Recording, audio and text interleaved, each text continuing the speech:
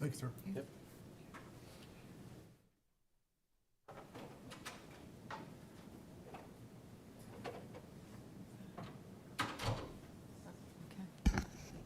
Okay, we'll go ahead and get started. I call to order the meeting of the Manassas Park Governing Body for Tuesday, March 7th, 2023. First, we have approval of the amended agenda. The amended portion of it is we are adding 9D under new business, resolution of support for a congressional earmark for stream restoration. Are there any other changes? And City Attorney, we have a closed session, is that correct? Yes, Mayor, we have a closed session with two items, both of them are consulting about a new business to the city, one of which also includes legal advice and the potential sale of publicly owned real estate.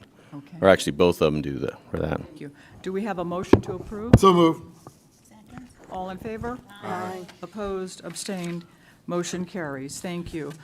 Please join us in a moment of silence, and Councilmember Hampton, would you lead us in the pledge? I pledge allegiance to the flag Of the United States of America and to the republic for which it stands, one nation, under God, indivisible, with liberty and justice for all.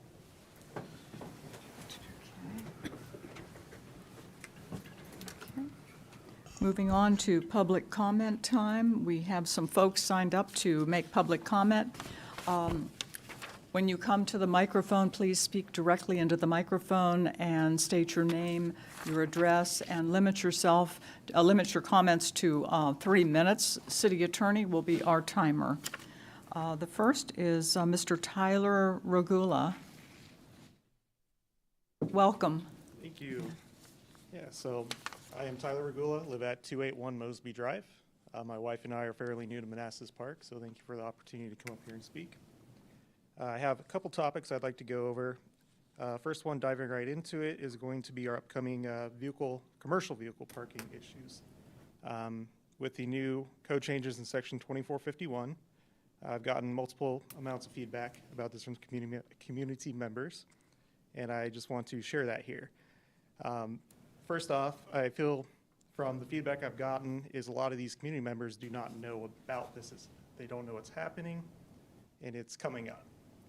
My fear is we get to a point where we say, hey, we have a grace period, this and that, but it's still going to cost a lot of time for all these community members to make arrangements. I think we need to be a little more proactive rather than reactive, and I just want to make sure that doesn't slip through the cracks because it's going to affect a lot of people here. Moving into my second topic, which is driveway blocking. Currently, Manassas Park City Code does not have a specific distance clause to address hazardous conditions being created due to vehicles being parked too close to people's driveways. And the issue is also an ingress and egress issue. I know with the commercial vehicle changes we're having, people will be parking their trailers maybe in their driveways, and people parking too close to said driveways you can't pull out with a trailer. It's a bottleneck, it's a hazard. Code 2448, General Prohibitions, subsection 9, specifies a distance for firehouses of 15 feet. This allows a safe distance for emergency vehicles to come and go from the firehouse. However, I'd like to propose a recommended change to 2448, subsection 1, to specify a distance requirement for residential driveways to either match or exceed the same call out as even our neighboring city of Manassas. Their section 114.441 does have a specific amount of footage. Again, this will allow us to leave our home safely, not get hit trying to just go to work, commute. Very small ask, and hopefully it's something we can consider. Okay. Next up, I have sanitary issues. Again, community feedback. We have issues and numerous pain points in the community regarding trash pickup services, basically leaving debris, falls out of the truck, no one's picking it up. Another one is these conditions are also leading to apparently rats around the community. I haven't seen any personally, but it's been brought up on several different occasions. And then also there was mention of a street cleaning vehicle that used to go around and clean the streets. Again, I'm fairly new here. I don't know what was pre-existing, but if that's an option we can look at again, that'd be great. Sir, you're about 3 seconds left. Okay, I'll stop there then. That's good. Thank you very much. Thank you, sir. Thank you. Our next speaker is Stephanie Perrier. Yeah, sorry, I crossed her out. Okay, I just want to make sure that, okay, thank you, ma'am. Maren Lee Gadakowski? I apologize if I didn't pronounce your name correctly. Not a problem. It's a complicated one. My name is Marinka Gadzikowski, and I live at 127 Scott Drive. I've been a resident of Manassas Park since 2009, and I have two major concerns that I would like to raise to the council today. The first being the issue of speeding. Approximately a year ago, we were surveyed, I don't know how many of my neighbors were surveyed, about a proposed change to the traffic direction, so it would flow in the opposite direction on Scott Drive. This was apparently intended to kind of curb treating Scott Drive as a pass-through. Anecdata, right, I'm a data scientist, but anecdotally, when I sit on my front porch, at least 40% of the cars that go down my street are exceeding the speed limit, which is 15. One issue may be that people do not see the sign. It is rather small, and it's also currently on the passenger side of the street. There's a lot of kind of clutter, et cetera, signs, trees there, and so they may not see it. Recently, the corner house on Scott and Manassas had a collision with a car, or I should say a car collided with the house. So that seems to indicate to me that we have some kind of speeding issue. There are approximately 9 children ages 10 and under that live between the intersection of Manassas and Scott Drive and the end where Scott intersects with Cabell. I would hate to see something happen to one of those children because someone was going entirely too fast down my street, and they're fairly young, and so they may play outside and all of that.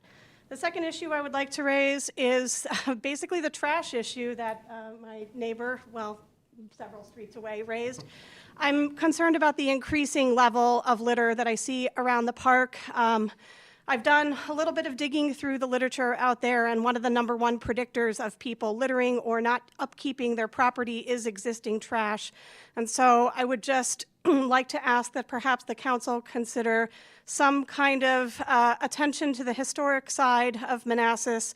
The street cleaner's been mentioned, some effort to just pick it up. Maybe if it looks nicer, more people will also want to kind of self-police themselves. I'm very fortunate. My immediate neighbors are great about picking up after themselves, but I'm a dog walker. Well, I walk my own dogs, that is to say. And so I get a chance to see a lot of the streets on the historic side, and many of them have a significant littering problem, to include the other side of Scott Drive between Manassas Drive and where the power plant, or the generator, whatever you want to call that, path goes. So those are my issues. Okay, thanks. Thank you, ma'am. Okay, next we have Mr. Mike Smith.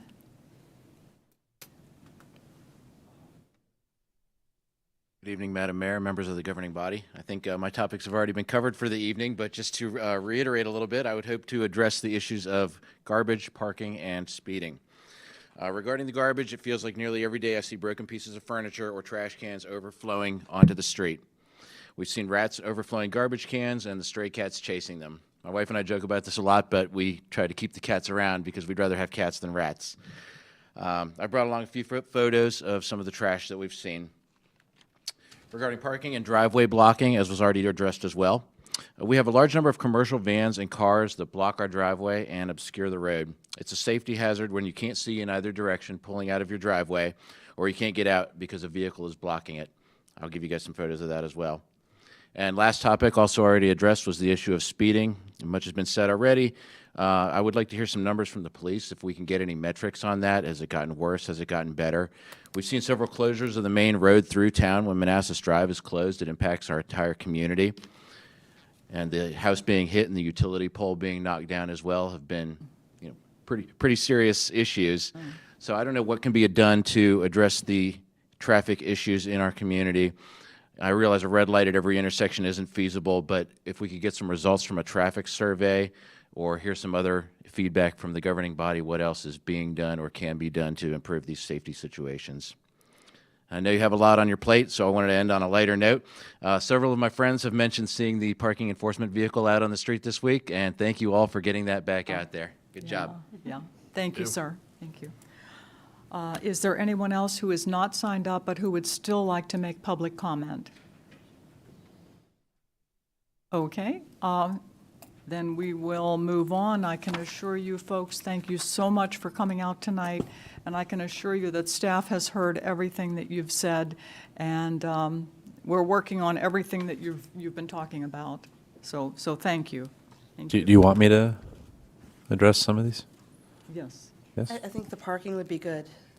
I beg your pardon? An update, an explanation behind why we did the ban on commercial parking would probably be a good, if you could do it briefly as well as an update on Absolutely. that. Oh, an explanation on why Yes. we did the law. Okay. Yeah. All right, I can go over that too, but can I hit the points first that the residents raised? Okay, so driveway spaces, we can look at that proposal and see what Manassas does. You said that they have the law, so we'll take a look at that. The trash from the trash truck when they pick it up, right? We've heard those complaints. The street sweeper is something that our Public Works does utilize. Is it up and running again, Calvin? I know we don't start operations till spring, but you'll start seeing again spring through fall is when we run the street sweeper. Fortunately, we were having some challenges with keeping it running last year, but we hope this year we'll have more positive operations with that. But that's a good idea. We also, the governing body did approve part-time and seasonal public works crew. We have a very small public works staff, so they're kind of committed to ongoing projects. The idea behind the part-time and seasonal part-time crew was to have people to go out and actually start picking trash up on the streets or along streams and other things, kind of these side projects that are important to our residents. Unfortunately, we've struggled with recruitment right now. There's general labor shortage across the board, and we really struggle with hiring the part-time. If you guys are aware of anyone who's interested in part-time work for Public Works, there we go. Please submit us your resumes because we help us get the word out as well, because that's going to be the best way to tackle these problems. The speeding issues on Scott are real. When we did the survey of speeding, that was one of the worst areas in our city. And we're evaluating a speed bump there. Our Public Works is going to move forward with the speed bump, but our fire department reached out to them and raised some concerns about the type. So we're evaluating which is the safest type for our fire trucks, but we are working on the speed bump as an issue. We're also we also have a traffic study in the CIP. There's been ongoing grant-funded studies that we've been working on, but we're slowly working on a comprehensive traffic study as well. We've already secured for FY24, I want to say just under $1 million for some traffic safety enhancements along the entire Manassas Drive corridor, but there's still a lot more to be done. But it's our transportation program manager and Calvin Odell, our community development director. They've been working hard on trying to win a lot of grants to help fund a lot of these safety studies, because we've been hearing from our residents the same concerns. Our parking enforcement officer is back on the street. We finally were able to recruit someone for that position, so hopefully we can get them to stick around. For speeding, our officers do the best they can. We have about 25% turnover right now for our police, so we've struggled with recruitment or retention of our officers, and we don't have a traffic enforcement division, which every other jurisdiction does. So our officers who are responding to calls, domestics, other things, they're not on the streets doing traffic enforcement. Other jurisdictions actually have traffic enforcement divisions that focus exclusively on that. But our police, when they're freed up, when we have enough staffing and they're not on calls, they are doing traffic.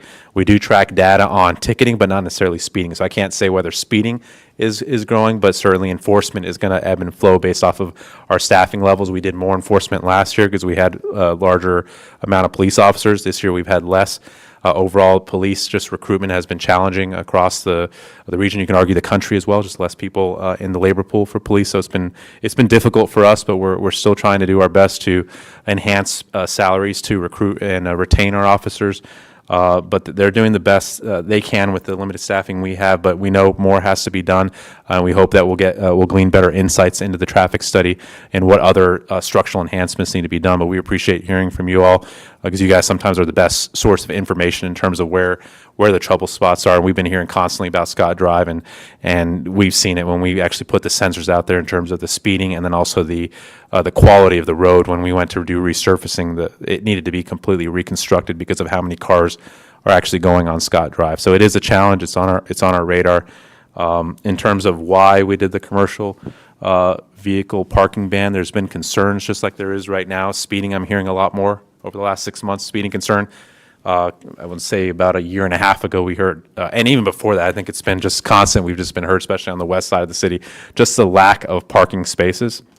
So we did a town hall. We spent a lot of time talking about options for what to do, whether we want to do resident-only parking in certain districts, right?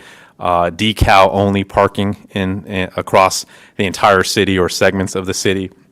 What we ended up was a kind of multi-phase approach where we want to start with banning commercial vehicles from parking on public streets, because when our public works crew was surveying, they realized that a good amount of the vehicles on the street, especially overnight, are actually commercial vehicles. So they're taking up spaces of residential.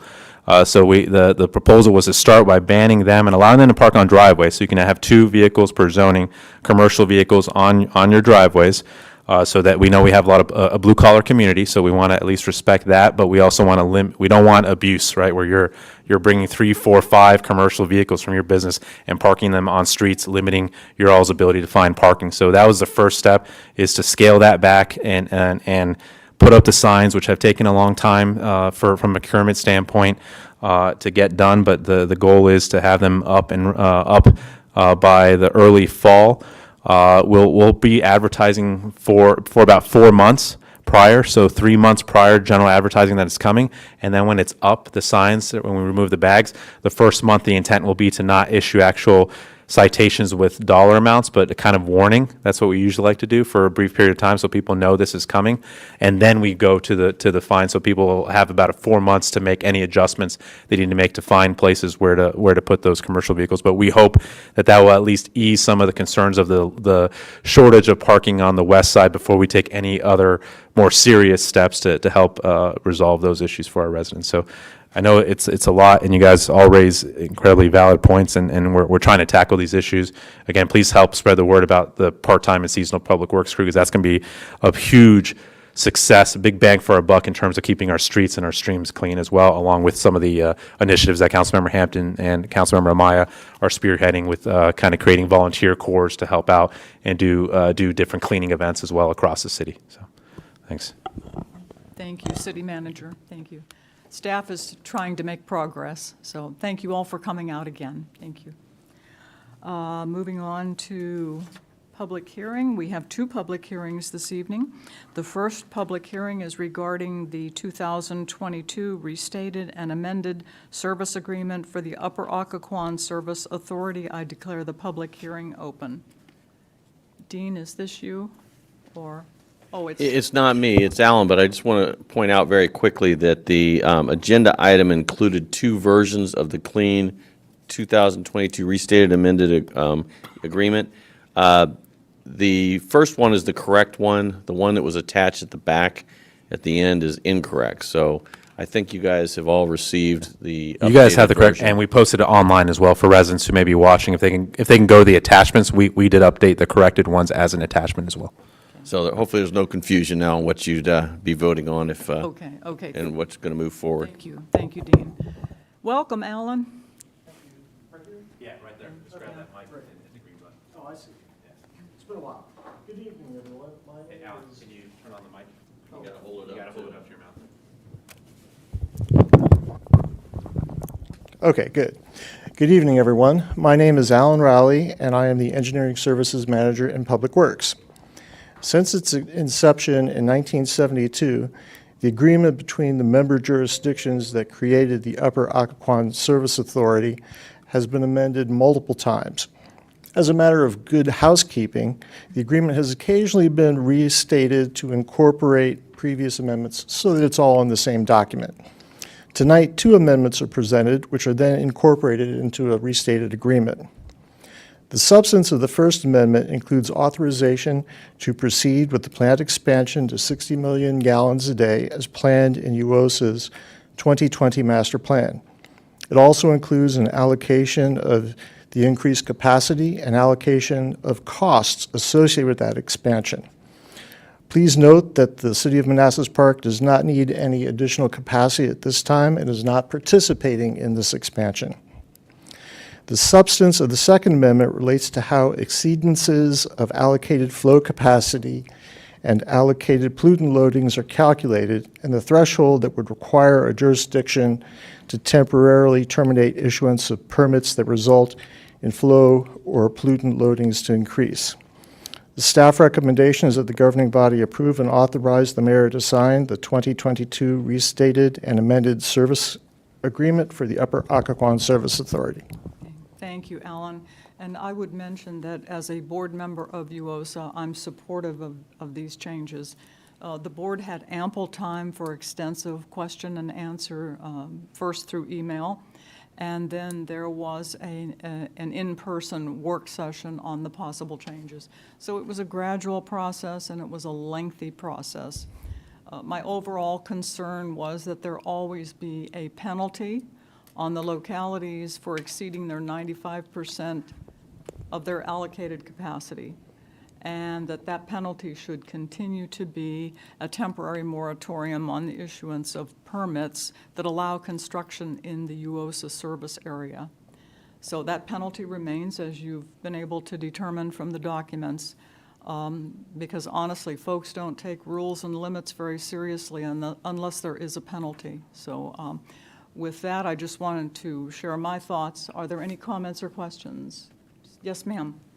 Alan, I have a quick question.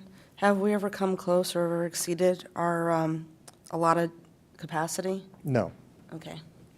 Manassas City came very close at one point. They did not exceed, but they came extremely close. Okay. Comments or questions? Well, I guess piggyback off Ms. Hampton's question. So what's the threshold? Like when would we require the extra capacity?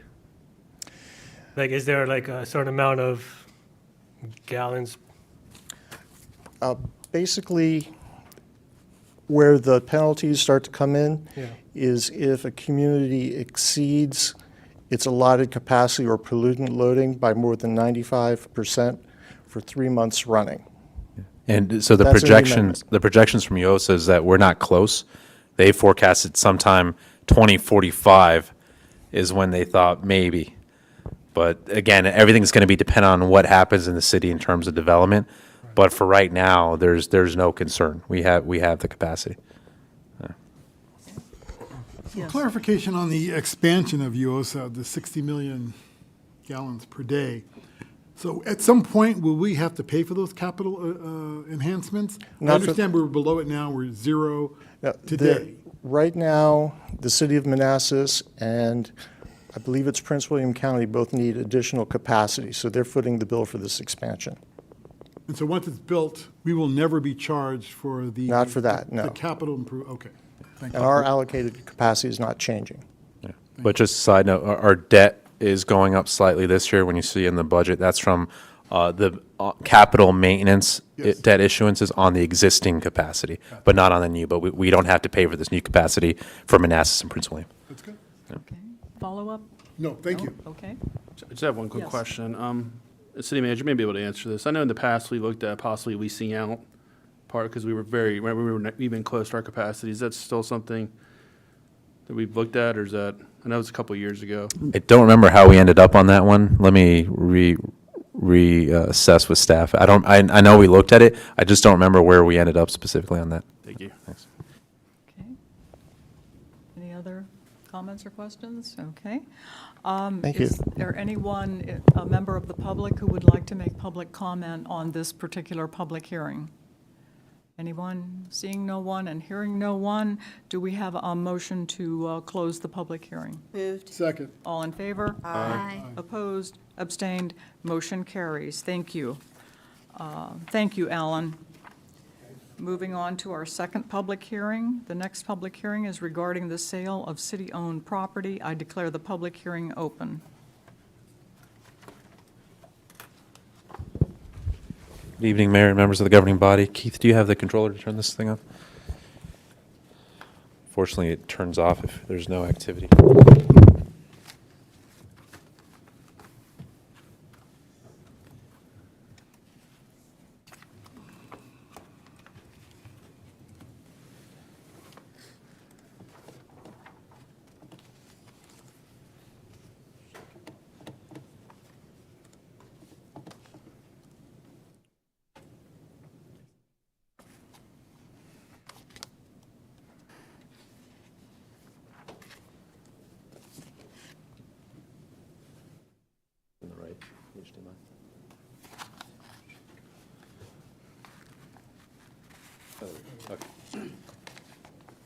Okay, thanks, Keith.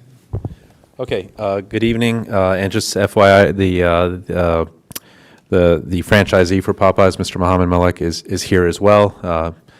He doesn't necessarily want to say any words tonight, but if you have any questions, he is here.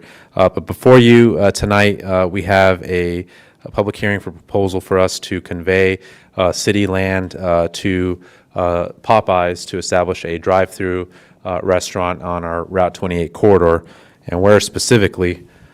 So just for reference, this is Sheets. So this is Cookout up here, Sheets, and then we'd be looking at this site for the Popeyes. Fortunately, again, the city owns the land, so we would be getting the market payment for the land, but you'll see later tonight, kind of there's some stipulations with that. And just for reference, again, this is the intersection of 28 Manassas Drive, and then here's Park 170. I point out Park 170 because the deal here is also linked with some leasing of restaurant establishments in Park 170 as well.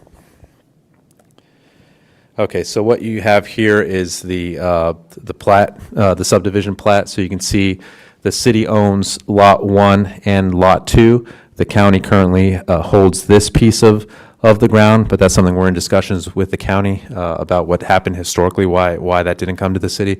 But we're selling Lot 1 for Popeyes and preserving Lot 2, and then hopefully this parcel for future development as well. And you guys, hopefully the printed copies are coming for you all as well, but we were having issues with the printer.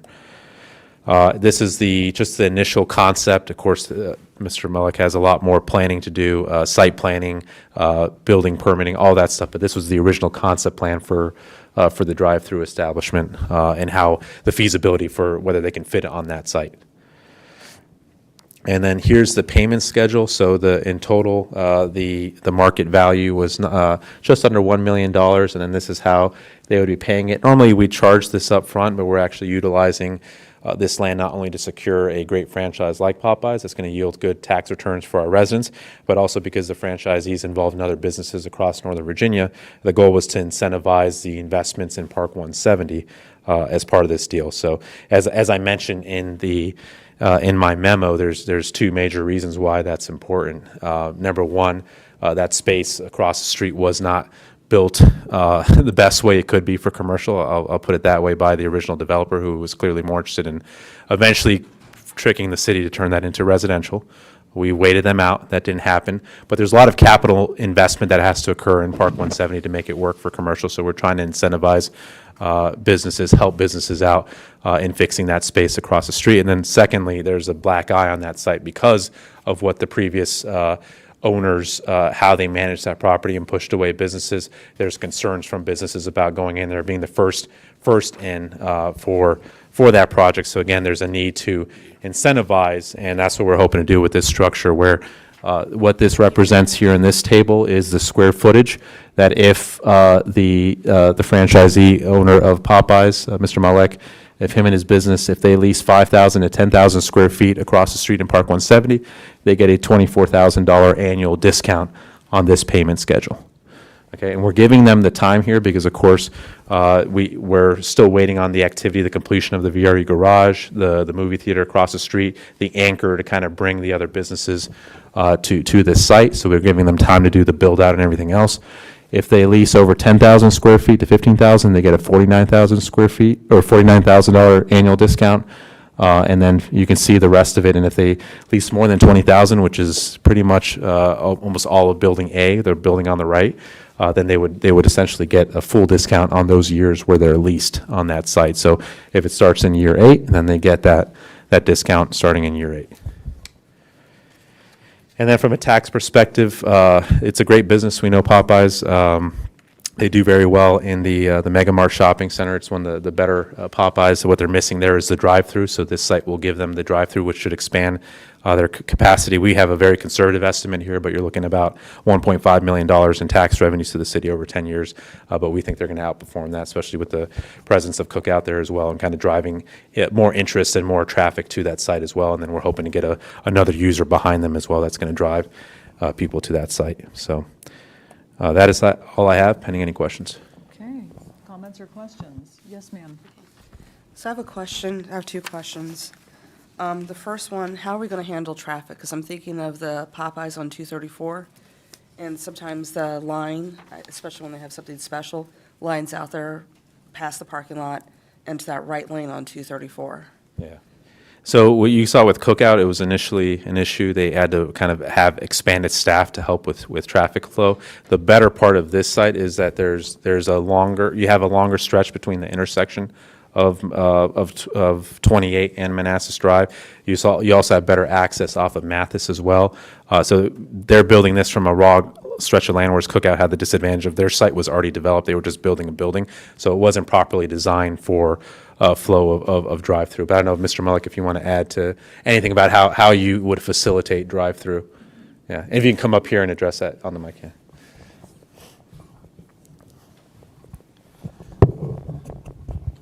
Actually, for the drive-through, the line actually not only, it's not going to be too much on 28 because when you make the right turn, there's a corner avenue. There's almost 4 or 5 cars that can park there, and then inside the parking lot, it actually goes all the way around the building. Okay. So, you'd have to have at least 20, 25 cars in the window for it to really back up. And normally, on average, you have 4 or 5 cars in line at all points. So, because I know the Cookout, there's literally no space for 28 and a small parking. Yeah. Yeah. And hardly, but ours is, goes around Connor Avenue, goes up, make a right turn, goes around the parking lot, and then comes on the other side. I think you had the map of it up there with the Yeah. arrow. If you bring it up, you'll see. Go back a little bit. This one? No, one more back. The land. This one? Right there. You see the Connor Avenue, Yes. and you see 28. So you have to Yep. come down 28, drive all the way to Connor Avenue halfway, go back in, loop around. So, it's quite a lot of stress for the customer. So I don't see any backup of traffic at all. to be Okay. very honest with you. Okay, thank you. And then my second question is for the city manager. On the off chance that Popeyes is not successful, what will happen? If Popeyes, and Yeah. it depends, I guess, if they finished paying off. If they haven't finished paying off, I'm not sure what the legal, you're saying if they shut down as a business? Right, on the off Okay. chance. I'm not sure what the legal ramifications would be for that one. Well, if the Popeyes doesn't work, but they keep making payments, then they're gonna, Sure. yeah, if they stop making payments, they'll be in default. Okay, So, yeah, I don't know. As long as they're making payments, they can then go and get another restaurant in there or try something else. Once it's zoned, they're gonna be able to do whatever that zoning allows for, although there are provisions in here that they're gonna have to file for a proffer condition that limits the kind of uses that can go in there without further land use application. But, yeah, the answer is if it doesn't work, then it's just like anything else, that they default and, the city takes action. okay. But just to reassure you, they're already very successful in the Mega Mart shopping center without a drive-through. The drive-through is just going to expand capacity significantly. Do you have a follow-up? No, those are my two questions. Thank you. Councilmember Carrera? I just have a comment. I appreciate the application. I think it's great. I met the business center many years ago. I actually dine there pretty often, and it's probably one of the better run, cleanest operations I've seen. What would the build time be? Is this hoping, if it's passed, that it would be within 12 months, 18 months? 12 months. At 12 months, but that's going to be dependent on site plan approval, building permitting, but you're assuming once you get your building permit, 12 months? Yeah, so we're looking at Probably 18 the site plans, the civil work to be done, the design, everything to be completed. And the only recommendation I would consider on the site is just moving the trash. Is it possible you can go to the rear? Just because it's still visible from the street. I don't know, it's just a Yeah, recommendation. actually, it's funny you mentioned that. Yeah, so that is a. Or that is bushes. some- Yes, yeah, that has, If possible, if it can. yeah, it is actually moving on the other side. It Oh, is. okay. Yeah, because there's some trees up there and I need a sign. Yeah. So, yeah, the trash is moving. So I believe it's a win situation, so thank you. Thank you. I just point out, it has to go through a rezoning, and that's going to be something that comes up at that time. Do you have a follow-up? No, I don't. Thank you. Okay. Yes, ma'am. I have two questions. The first thing, in order for them to be eligible for the discount on the payments, it says that they have to lease city center, but it doesn't say that they actually have to have a business there. should You're we talking about put- lease business space? Open something. It doesn't say that there needs to be a. Okay, so you want to change the language to Yes. lease and open the business? Yes, Open and run the business? yes. Okay, all right. And second, So again, we'd have to, that's a good point to bring up tonight, and we'll go back and talk it over with the applicant. okay. Okay. And then second, just somewhere in there, if they were to ever sell the land, that we would get the right of first refusal. Okay, all right, we can look in that. I would just point out that we've tried that in the past, and that really gums up any ability for them to get a loan, because the banks don't like us to have a priority lien on it. So we have tried that in the past. There are other ways to try to do what you want to do, but putting a priority in front of a bank lien is going to kill their ability to make that work. Well, I wouldn't want to do that, so if that's a, Yeah, that's the problem we've had. Okay. Before 2008, you could do stuff like that. After that, the banks got really scared about those kind of provisions. okay. Well, I wouldn't want to stop the business Yeah, I from don't think coming, you'd be so- able to get a good loan Okay, if we did well that. then, scratch that, but just, Okay. Follow-up? no. Okay. Councilmember Moore? Well, just quickly to Councilmember Mensing's point, as far as the zoning ordinance that you say we'll have to address at some point, could we withdraw the zoning that we change if it changes business or it changes hands? Well, you can't do, you could put something in the contract that requires them to seek a rezoning to put it back to the original A1 designation. But then again, we'd have to seek specific performance to get them to do that if they denied it. You can't do it within the zoning law. You can contract to make them do stuff if something else happens, but you can't say, we're just giving you a conditional zoning that's only good if you do X, Y, and Z, then we're going to pull it back. But because we own the land, we can put some language in there into the contract that says, if you don't do this, then you have to do X, Y, Z. Okay.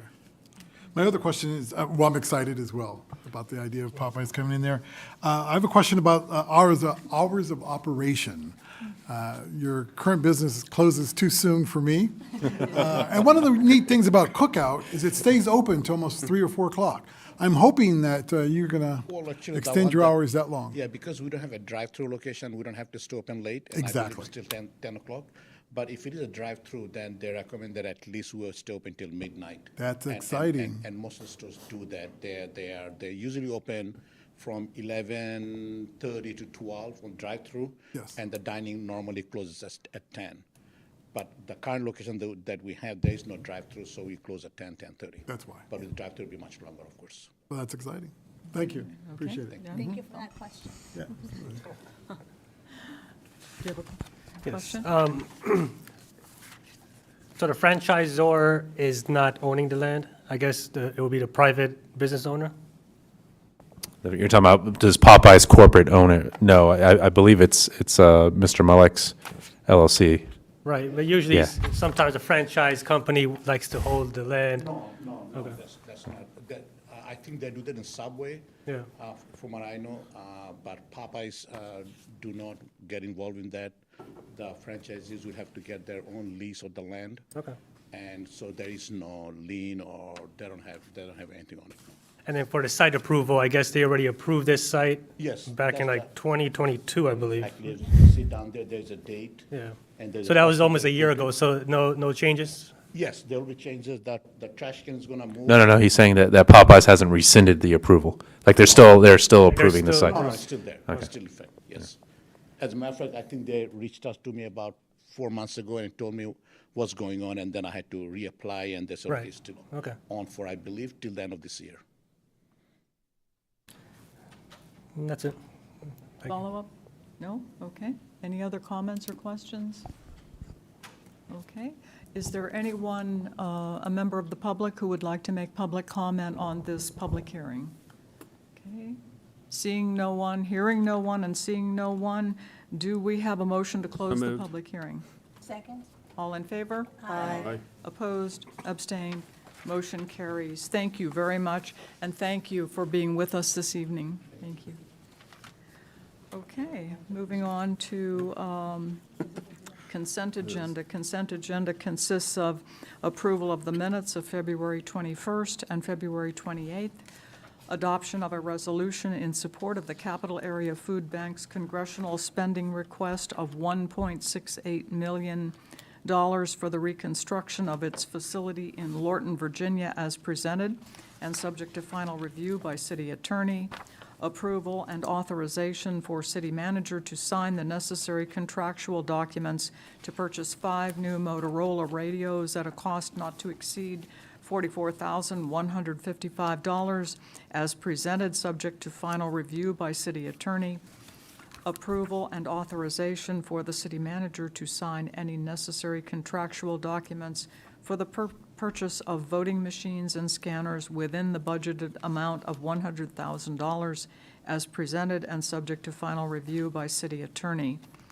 Ratification of the city manager's ending of the local emergency declaration for SARS-CoV-2 virus, also known as COVID-19, effective March 7th, 2023.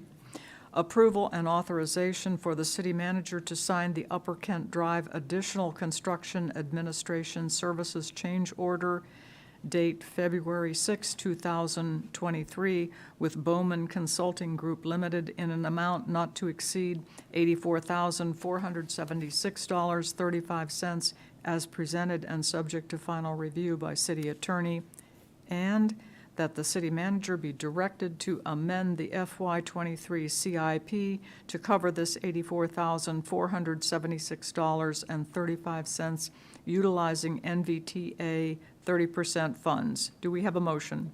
Moved. Second. All in favor? Aye. Opposed? Abstained? Motion carries. Thank you. Okay, moving on to, there's no unfinished business, so moving on to new business. 9A is fireworks contract.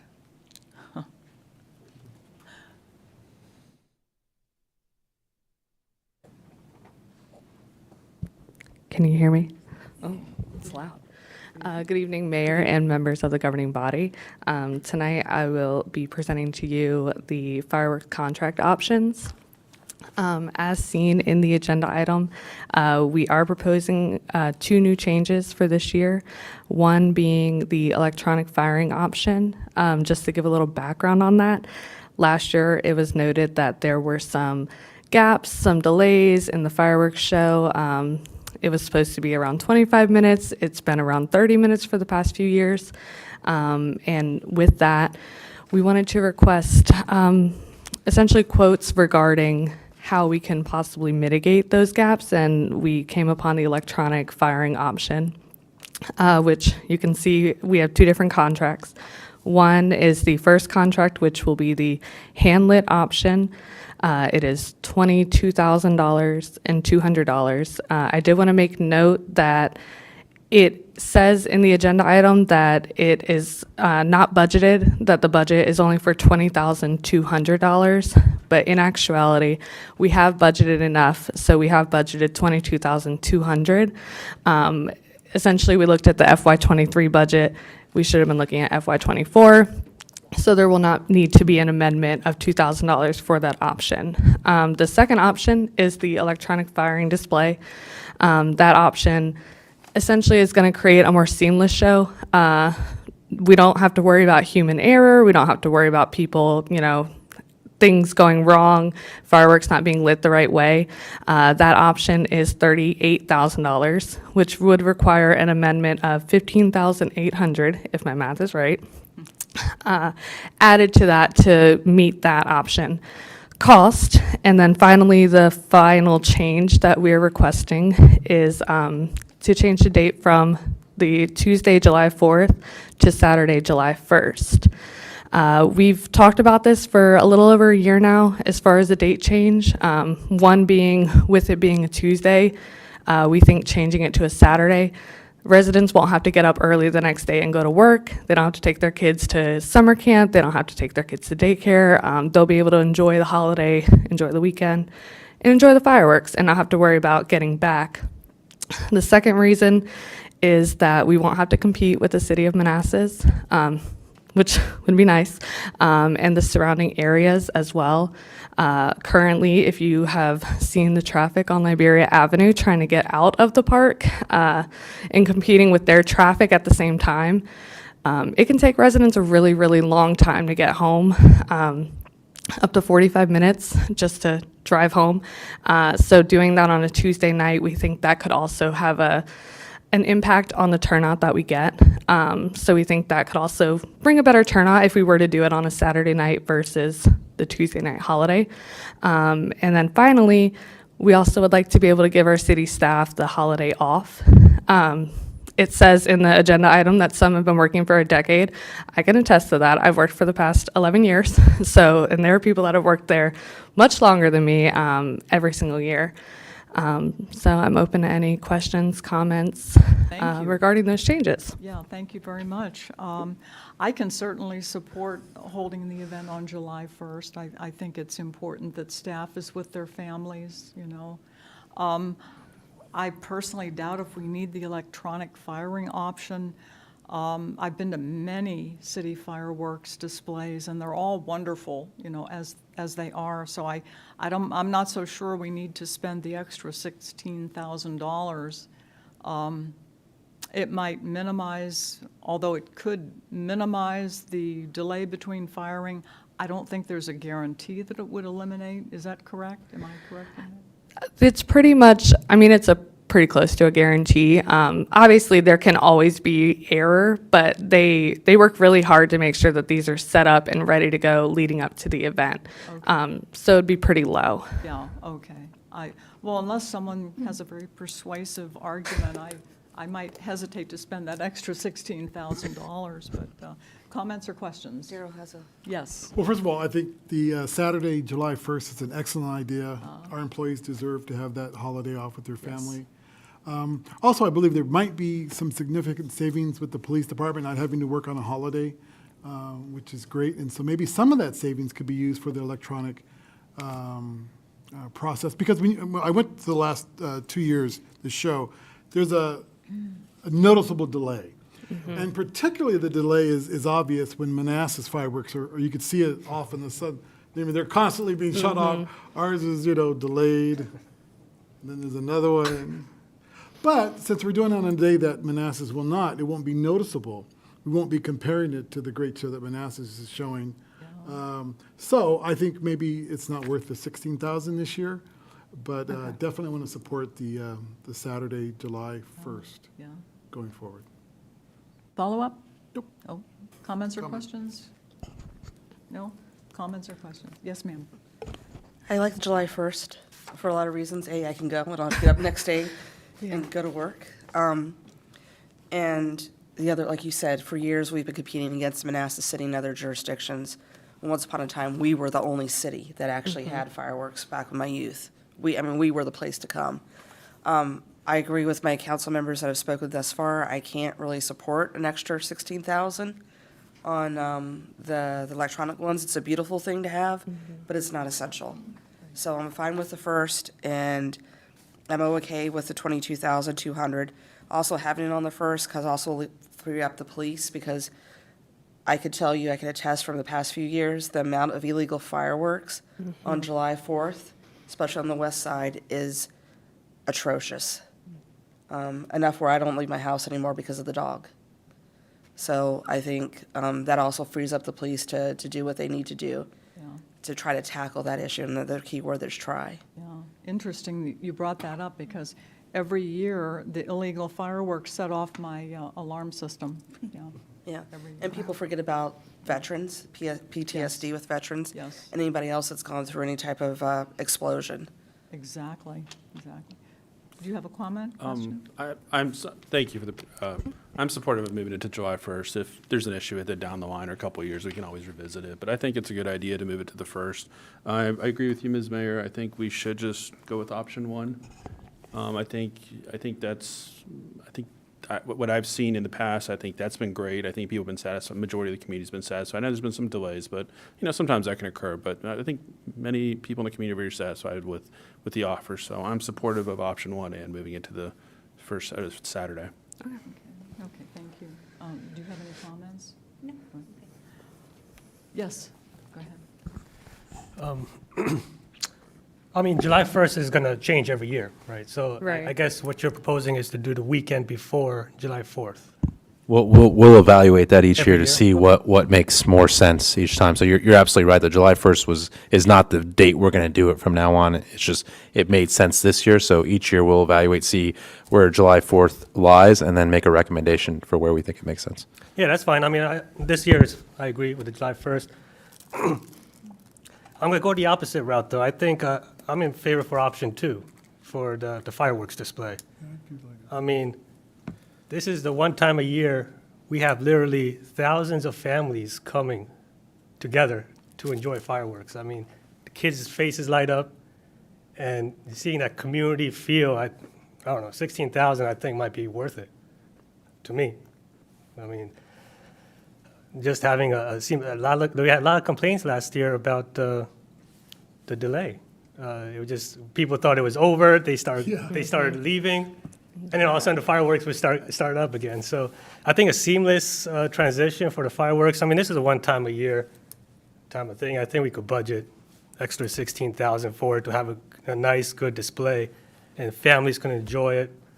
Yeah, that's just my opinion there, but Okay. I might be the minority on that one. Well, we need to determine which motion we're going to make. So, Councilmember Javed, you're for option, Yeah, 2. option 2, okay. Councilmember Moore, you're for 1. Vice Mayor? I'm for option 1. I think for now we should stick with the more conservative estimate on the spending. Okay. We have other things to I'm spend for on. option 1. Which one? Option 1, and 1 and 1. Okay, all right, so I know which. Are there any more questions or comments before we move to the vote? Okay. Okay, there are 2 recommended motions here.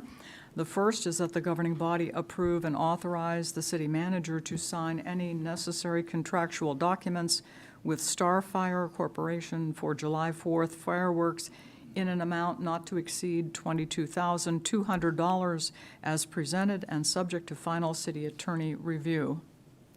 Moved. Second. All in favor? Aye. Opposed? Abstained? Motion carries.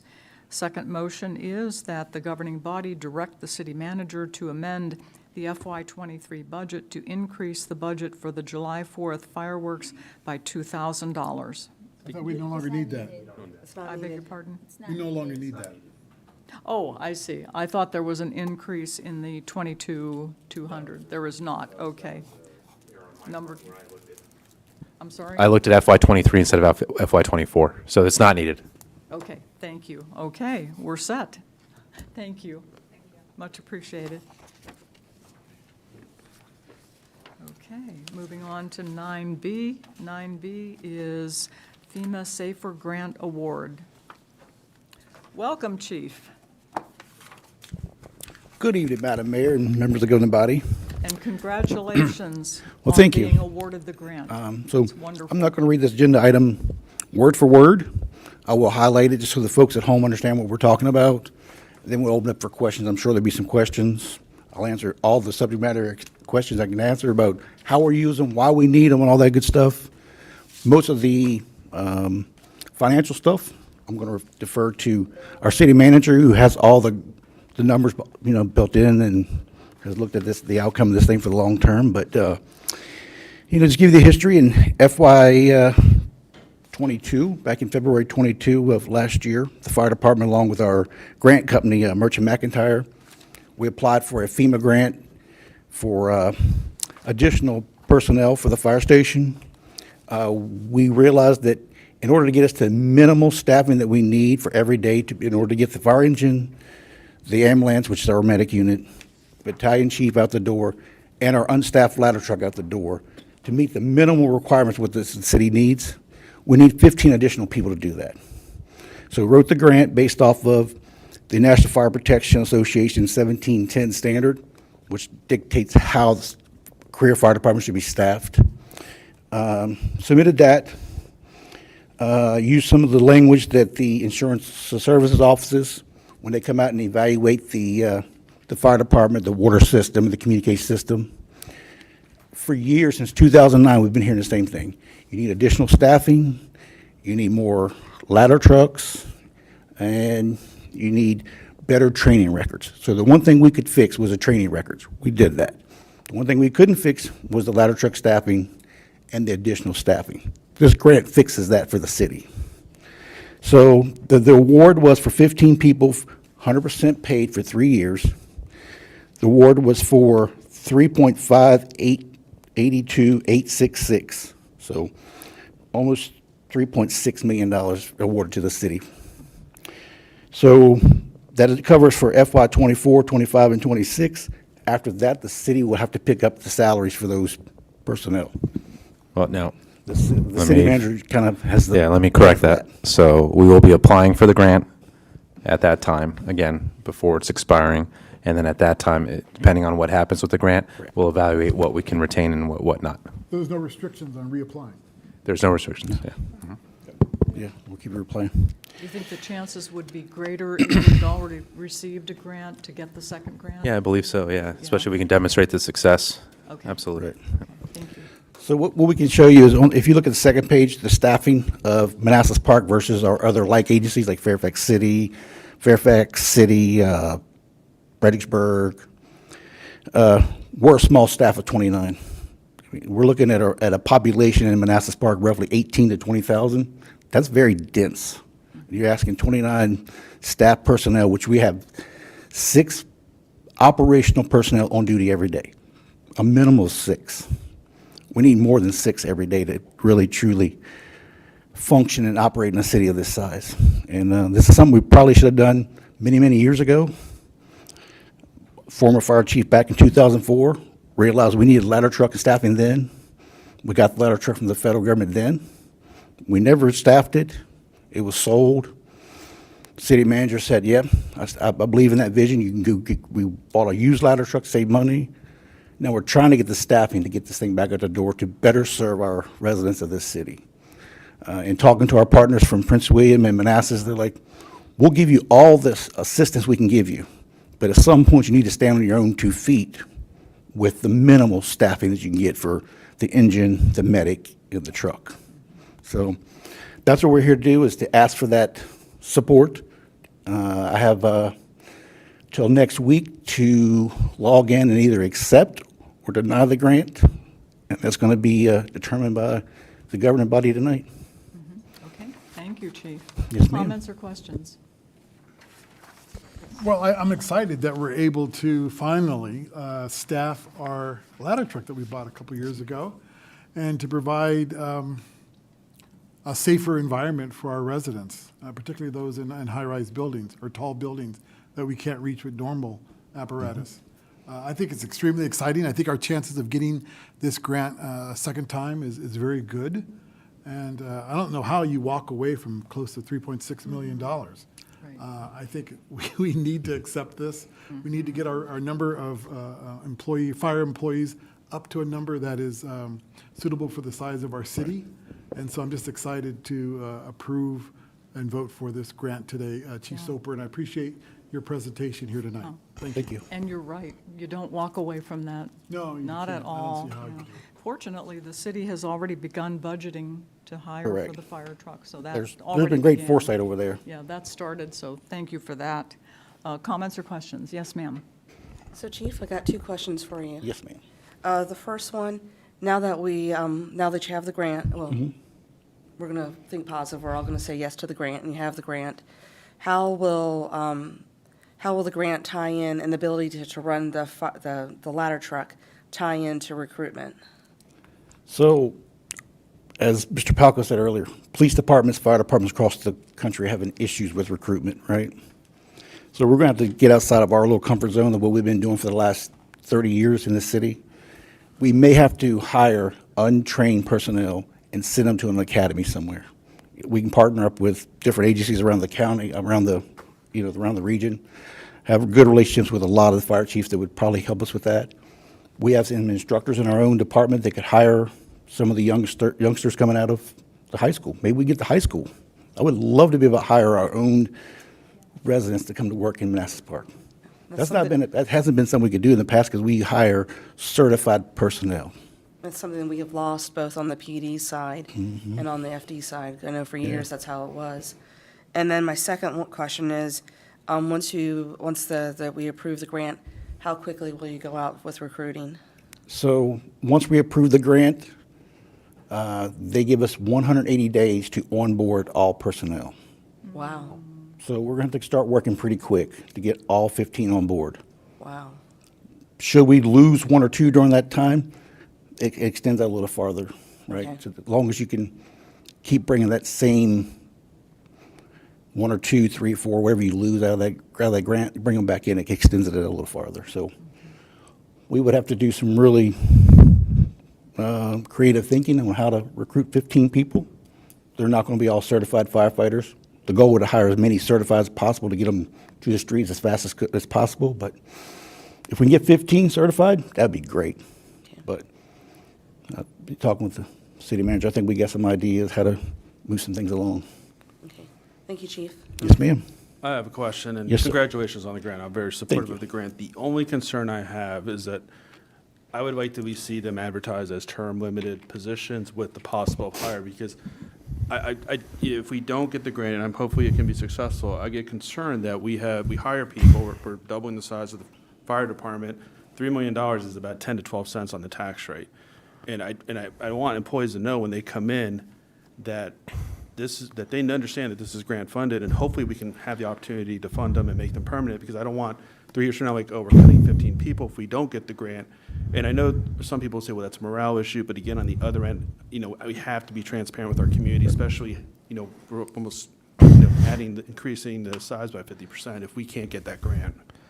So we won't be advertising that. We'll be doing our best to recruit people, and we're going to go in with the assumption that the grant is going to be approved again, and if it's not, we're going to retain what we can with the budget. That's the transparency we're going to provide to our residents, what is feasible with the budget at that time. But again, we're going to be proactively pursuing the grant. Again, we don't want to advertise letting people know, hey, you're only here for 3 years, because we're not going to be able to recruit anyone if we're doing that. So we're going to be confident that we're going to secure the grant again, and we're going to have them. We don't know what's happening from a development standpoint over the next few years, what revenues are going to be coming to the city.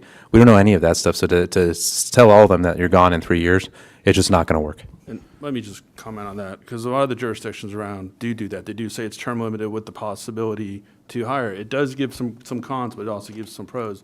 You can get the ability to get people who are retired in, you get people to grow, and then they can move in.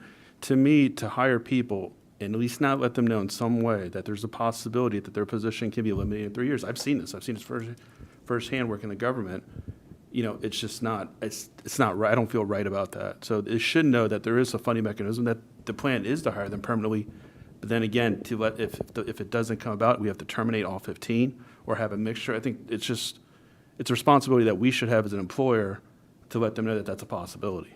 Yeah, I'm going to advocate for what's best for the city, and what's best for the city is being able to recruit and retain employees. We're going to treat our employees the best we can, and we're going to do all we can to secure that grant and to figure out the budget mechanism to retain as many of those firefighters as we can if we're not successful with the grant. But I have to do what's in the best interest of the city and make sure that we have an adequately staffed fire department, and Manassas Park is just not the same as other jurisdictions in Northern Virginia.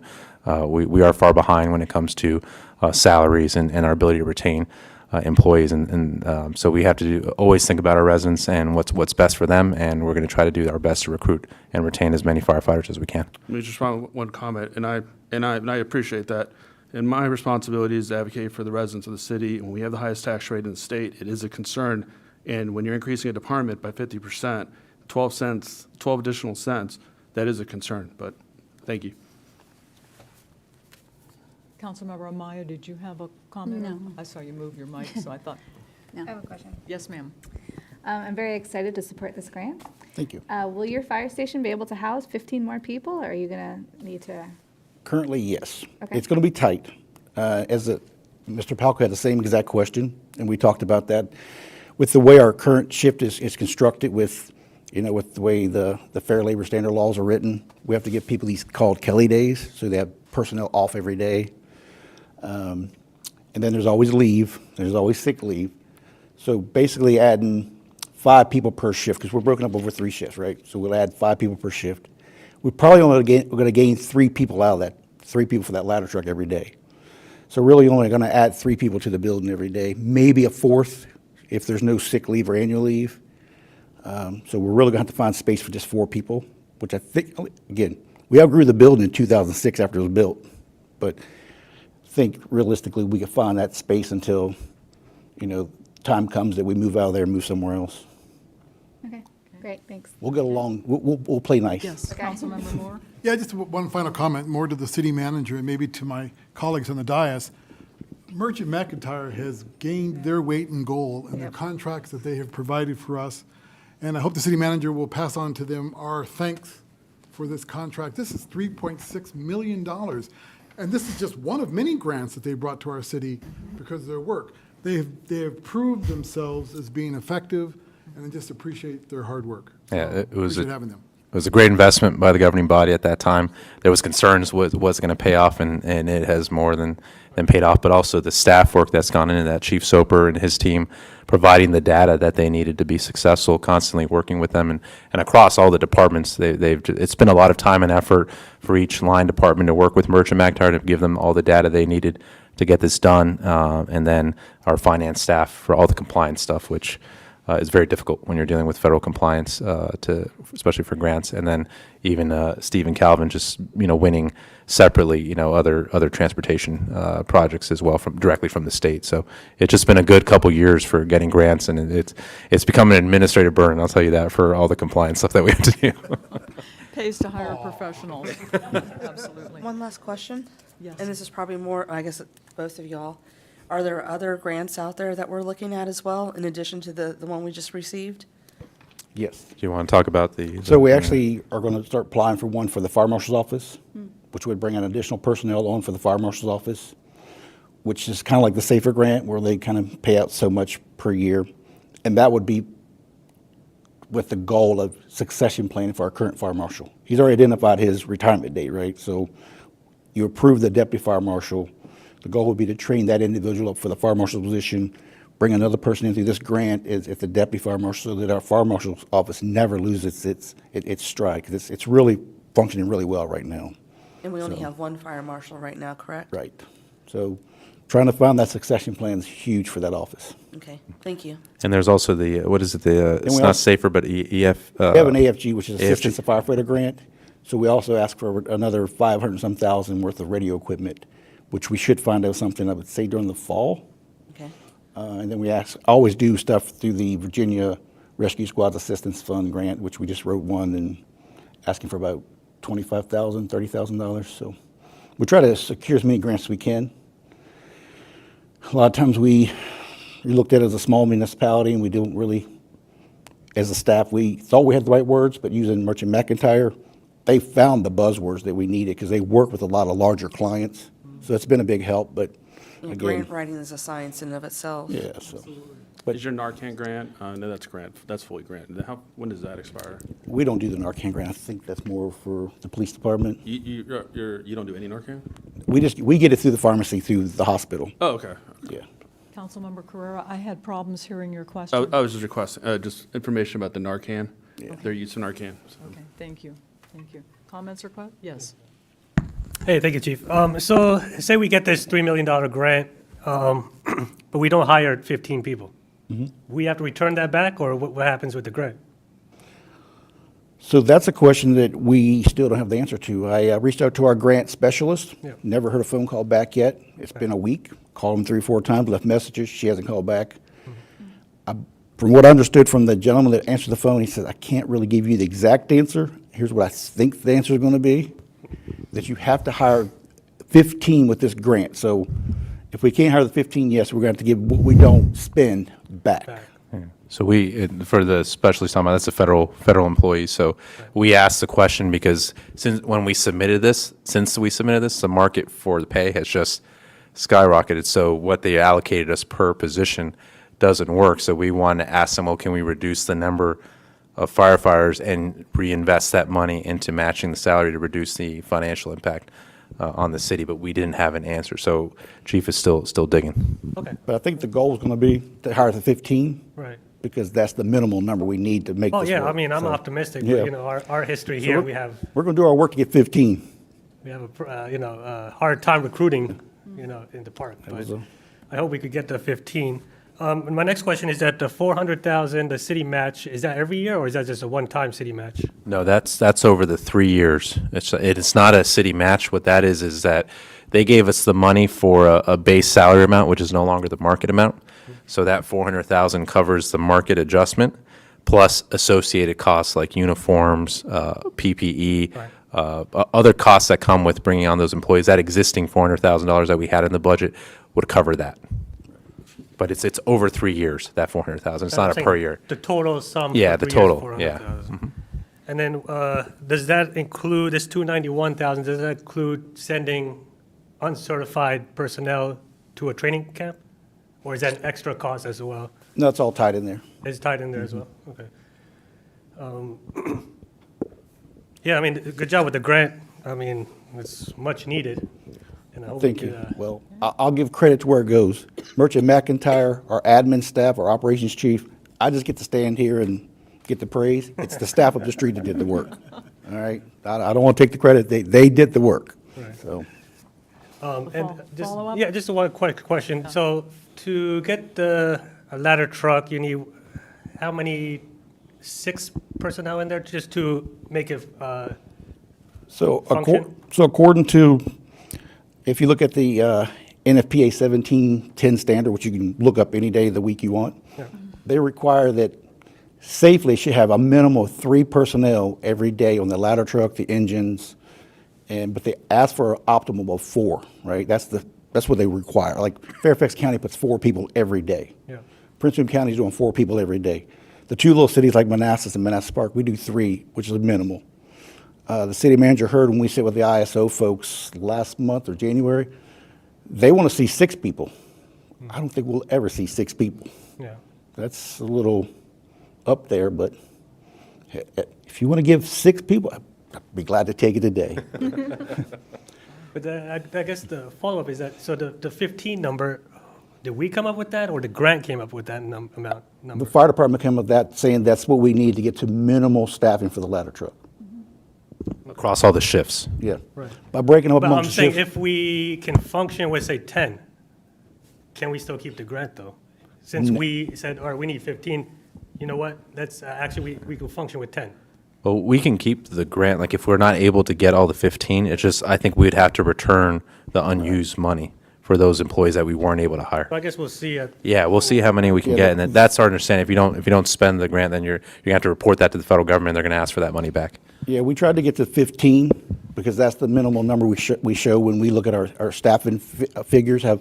We need this amount of people per day, and it shows that we need these additional 15 people to give us the extra 3 to 4 people per day to truly staff at minimal staffing, not even at maximal staffing, but at minimal. That's how far we behind the region. So, Follow-up? Are you done, Councilmember? Oh, yes, sorry. Yeah, okay. yes. Okay. Comments or questions? Any remaining comments or questions? Okay. Then the staff recommendation is that the governing body approve and authorize the city manager to accept the SAFER grant funding from FEMA in the amount of $3,582,866.25 as presented, subject to final review by city attorney. Second. All in favor? Aye. Opposed? Abstained? Motion carries. Thank you, Chief. That's super. Okay, moving on to 9C, which is downtown garage funding.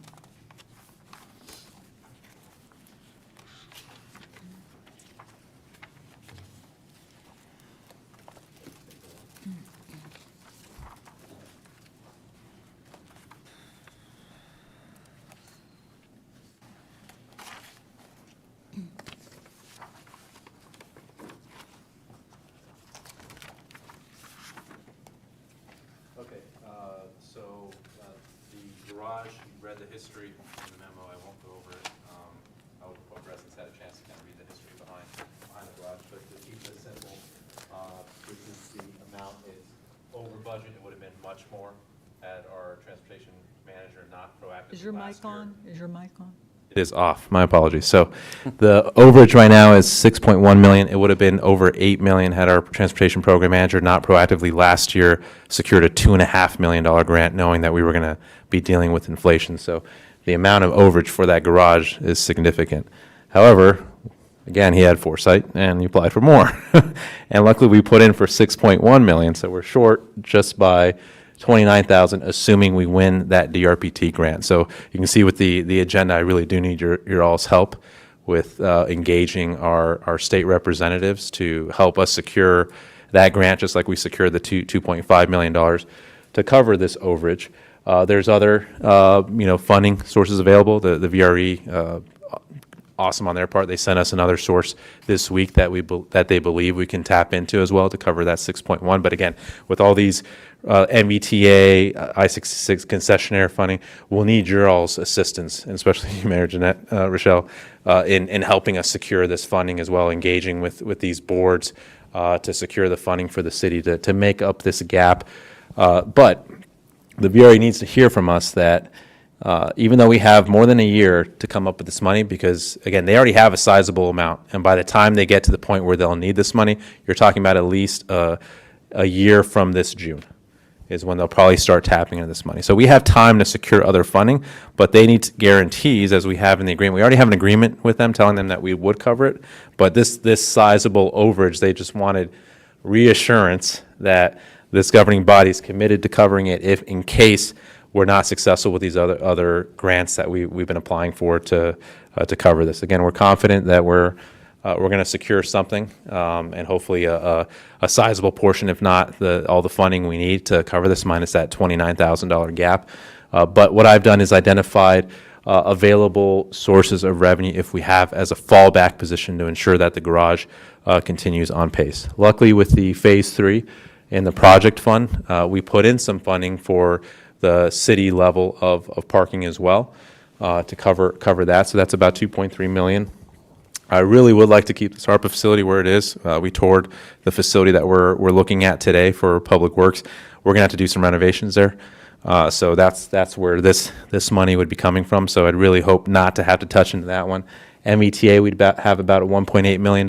Again, we can tap into that if needed, but that just slows down the pace of resurfacing over the next few years. So again, the hope is we don't have to tap into that. And then again, the big one is the Norton Scott land contribution. We got a pretty good amount of money from this Phase 3 development.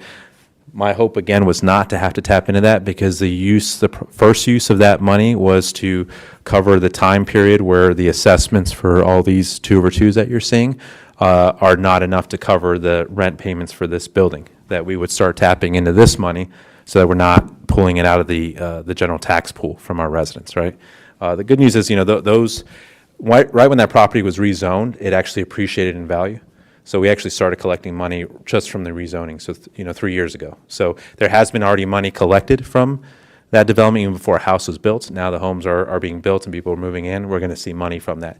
The rent payments for this building start next year at about just under $500,000. So I'll run the math for you all in the budget and see how much is already, the funding we have from that development. It'll likely cover it this year, but we'll see what any gaps there are. Next year goes up to the year after, FY25 goes up to 1 million, and the year after that, FY26 goes up to 1.5 million. So we kind of scaled it to give us some time for the residential development to complete. Luckily, they're selling for higher than what we planned in the budget model by a sizable amount, so that's good news.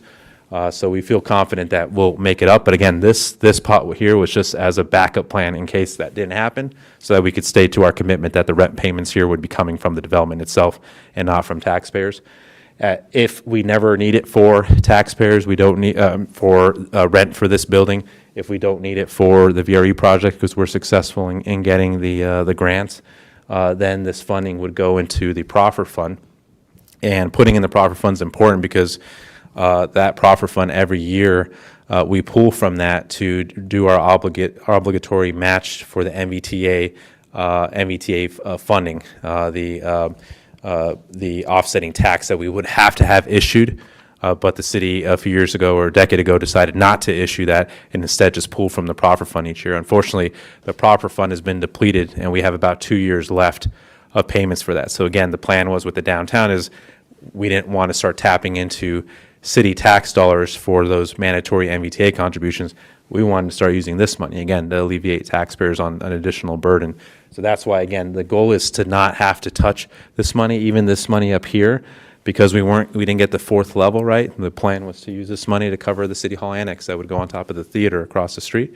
That's still the goal, is to, again, reduce the rent payments we'd be doing on that annex that we wouldn't own. Like, you know, we'll eventually own this building after all the rental payments are done. For that one, we'll always be leasing it. But the hope was that by contributing funds for its construction, you negotiate then a very low rent rate for the city going forward. So that's the plan. But so tonight, we're not talking about specifically which ones we want to pull from. That's not the guidance I need from you all tonight. The guidance I need from you all is the reassurance that that yes, you know, we're going to pursue all these other funding sources to cover that $6.1 million gap for the downtown garage. But if we can't get that, then we will start tapping into these sources to cover that, to ensure that the garage continues proceeding. And just as a reminder, without that garage, this whole thing fails. The downtown's just not going to happen. Yeah. So it's a critical piece for the downtown. Okay. Comments or questions? Yes, ma'am. When will we find out about the grants? The DRPT, we're hopeful within the next 2 to 3 months that we'll hear back. And again, anything you guys can do to engage with our state representatives to push them towards helping this critical regional project would be great. Yeah. And if we don't give the grants, then we have to go to Plan B, which is to, Yeah, but there's 3 sources we've identified of funding. The DRPT is the best option we have right now. We're very hopeful with that one, but then there's backup other 2 grant sources, and we'll continue to explore other options as well. We have a year still to come up with the funding before we start having to tap into this. okay. Yeah. Thank you. Oh, Thank that's you. good news. Yeah. And again, the fact that we won that $2.5 million is just a really good sign that people are looking to fund this project. Yeah. Okay. Do you have a question? Just quick, the payment on this building, is that due like right on the beginning of the fiscal year, or is it monthly, or is it? I have to check. It is, I don't think it's monthly. I think it's bi-yearly. So I think what happens next year is we probably pay in the middle of either the middle or the end of the fiscal year. The following year, we'll make 2 payments, and then the following year, those 2 payments just get bigger. Yeah. Follow up? No, so, thank you. Comments or questions? Yes, go ahead. What department is DRPT? What does that stand for? Department of Rail and Public Transportation, Virginia. Is that right, Calvin?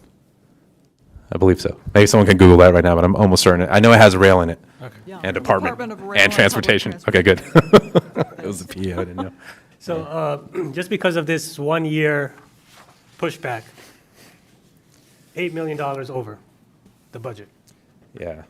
Yeah, there's 2 components. It's the relocation, Yeah. but more importantly, it's the inflation. It was bad timing, right, with what's been happening with prices. That's crazy. So any delay, and any further delay, right? Yeah. So if we tell them, no, we'll do this, but we need to go out and get grants, and we wait, and they have to then reissue, price is just going to keep going up. The So, construction cost? yeah.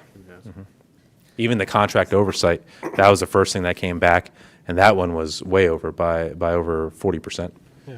Yeah. Say all else fails, then we would have to tap into basically We all- would start tapping into a combination of these. And the good thing with ARPA now, again, we can then reevaluate ARPA if we want to tap into more from ARPA. ARPA's been extended 2 years in terms of what we can do. And more importantly, they're allowing transportation funding now with ARPA as well. So that's why we can use this now for the garage, or at least the revenue shortage part. Like before, they were very strict. They did not want this ARPA utilized at all for transportation because they were pushing the infrastructure bill, right? After that's done, then they came back and said, okay, localities, now you have more flexibility and you can use it for transportation if you like. Yeah. That's why it's a source now. So all else fails, we can really start tapping into ARPA, which we can, we've been spending at a slow pace, and that's good because that means we still have a lot more money for emergencies like this. Good. Follow up? No follow-up. Okay.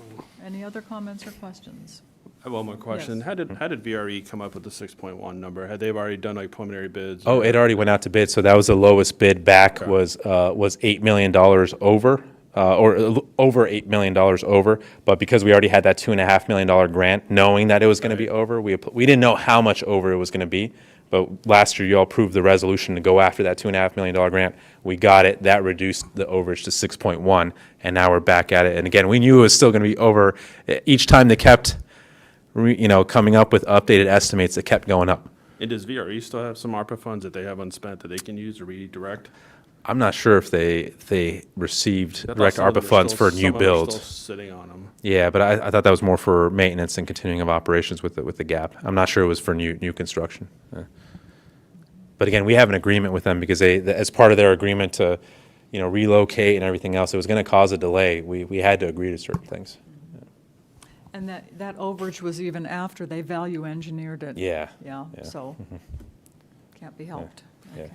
How many floors is the garage? 4 floors. Yeah, and the good news is we thought we were only going to get half a floor for the city Yeah. portion. We're getting a full floor. Okay. Because they would have just had to use fill for half of it, and they just looked at it and said, hey, it's actually the same cost of doing the fill as just building out that whole level. So we're getting a pretty total, I want to say, just under 740 spaces for that garage. And how many spaces are in that parking lot right Across now? the street? Yeah. 600. So at any given time, is that, I don't ride the VRE, is that parking lot full? So pre-COVID, Yeah. the 600 lot was beyond capacity, and people were legally parking Right. in the downtown area to use the VRE. That was pre-COVID. What's going to happen? When is the federal government going to have people go back to work? I don't know. I can't answer that. Well, my question is, if we say reduce our cost by eliminating one floor, Yeah, at this point, I mean- they're not, you're just going to delay the project. They're going to have to go back to redesign and everything else. You'll probably save some, but by the time they come back again I think they would just stop, to be honest with you, if we stop them again. And there's no such thing as not having too much parking. Yeah, absolutely. And we wouldn't want to do that ourselves, because remember, it's a using it for shared downtown garage. too, I'm right. calling it the downtown garage right now. Before, it was always the VRE garage, but it's a downtown garage. But if it's more of the future theater users going in there, then our share of maintenance goes up compared to theirs, right? So if ridership stays low and it's just people coming to the downtown using it. But again, the only reason why the theater is considering that is because they're getting the garage right next to it. So if the garage doesn't come, the I theater mean, our back is against the wall. I mean, if this is the option right now, then. But the good news again is we have the funding. It's from sources that I Right. didn't want to tap into. I wanted to put into other mechanisms to. Right, we had plans for some of these. Absolutely. designated, Yeah, these are supposed to be designated for other things. Right. But if we need to, we have to make sacrifices. This is where I'm recommending we make the sacrifices.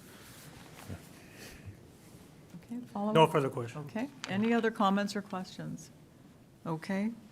The staff recommendation is that the governing body authorize the city manager to notify the Virginia Rail Express leadership team that the city will cover the budget overage for the downtown garage so that they may proceed with awarding a construction contract to the lowest bidder and begin constructing the garage summer of 2023.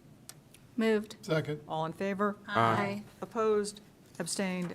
Motion carries. Thank you. Okay, moving on to resolution in support of congressional earmark for stream restoration.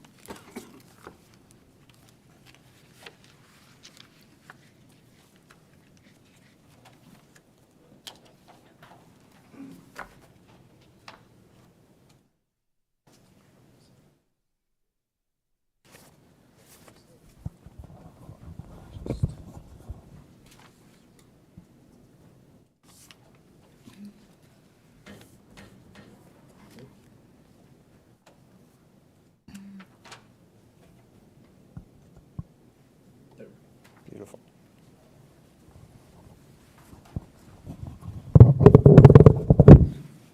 Good evening again.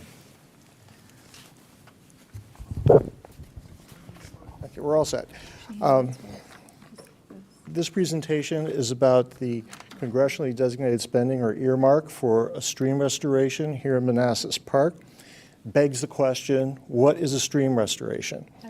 Ellen, can you put it up just a little bit more? Yeah. Well, it was green. I think you need it closer to your mouth. Oh, okay. Is that better? Yes. Oh, thank you, thank you. So anyway, this begs the question, what is a stream restoration? And in a nutshell, it's an engineered channel that restores stability to a stream by mimicking nature rather than by hardening the channel with materials such as concrete.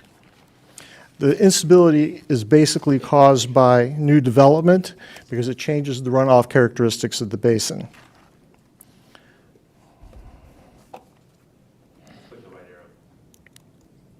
Now I got to get it down to the right arrow. Oh, there we go. So where is this particular project located? It's been designated as the bird sanctuary stream because it's actually an unnamed tributary of Russia Branch that goes right next to a bird sanctuary, and it's located in the Blooms Crossing neighborhood. I have here some photographs of the existing channel. You can see that the erosion is pretty severe. We're getting ready to lose trees in the picture on the left, and the channel is severely eroding.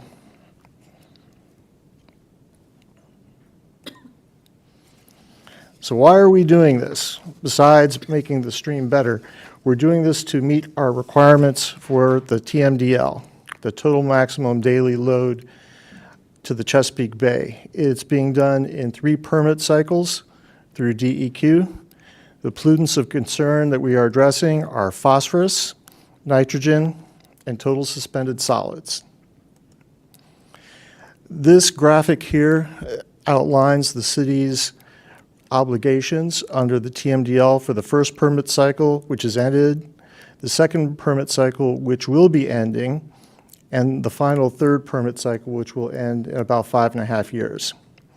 The column on the right totals the estimated nutrient reductions from this project. I should note here that I noticed 2 things that were incorrect in the agenda item. This project would handle 100% of the phosphorus reductions rather than the 90% cited in the agenda item. And the total amount of suspended solids per year that would be reduced is 400 tons, not 40. I beg your pardon. 400 tons. 400 tons per year. To put this in perspective, I've included some slides from when I worked in Arlington for a stream Donaldson run that went through a stream restoration to give you a sense of what's possible with this type of project. This picture here is a before stream restoration. This picture is an after stream restoration. You notice it's a nice natural looking channel. And this final one is just a really lucky photograph that we were able to get. One of my colleagues happened to be in that park right after a thunderstorm. The stream on the left is the restored section. The sediment-laden stream on the right is from an unrestored stream, and you can see where the 2 meet. It's really pretty dramatic. Project summary. Project approximate length is 1,635 linear feet. The projected cost is approximately $1.77 million. That includes a 20% city cost share of $354,000, I beg your pardon. And this is a summary of the pollutant reductions that we get from this project, approximately 100% of phosphorus, 15% of nitrogen, and it exceeds 100% of total suspended solids. So the recommendation is to approve the resolution to support the application for congressional directed spending for the bird sanctuary stream restoration project. Just a couple add-ons too. So initially, when we were looking at Russia Branch, we were forecasting that project to cost $20 million. So the fact that this one costs $1.7 million is great. But before we celebrate there, you can see the nitrogen.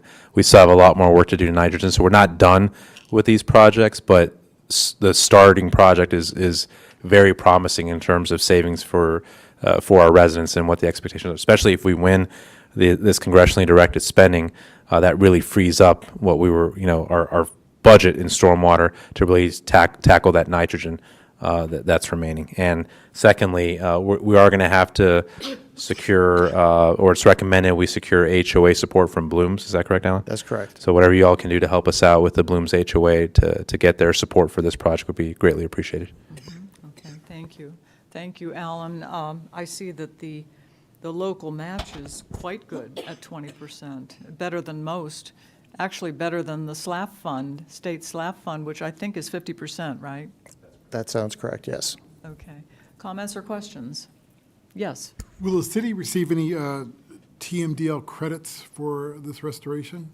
Yes, that's one of our primary motivations of doing this project.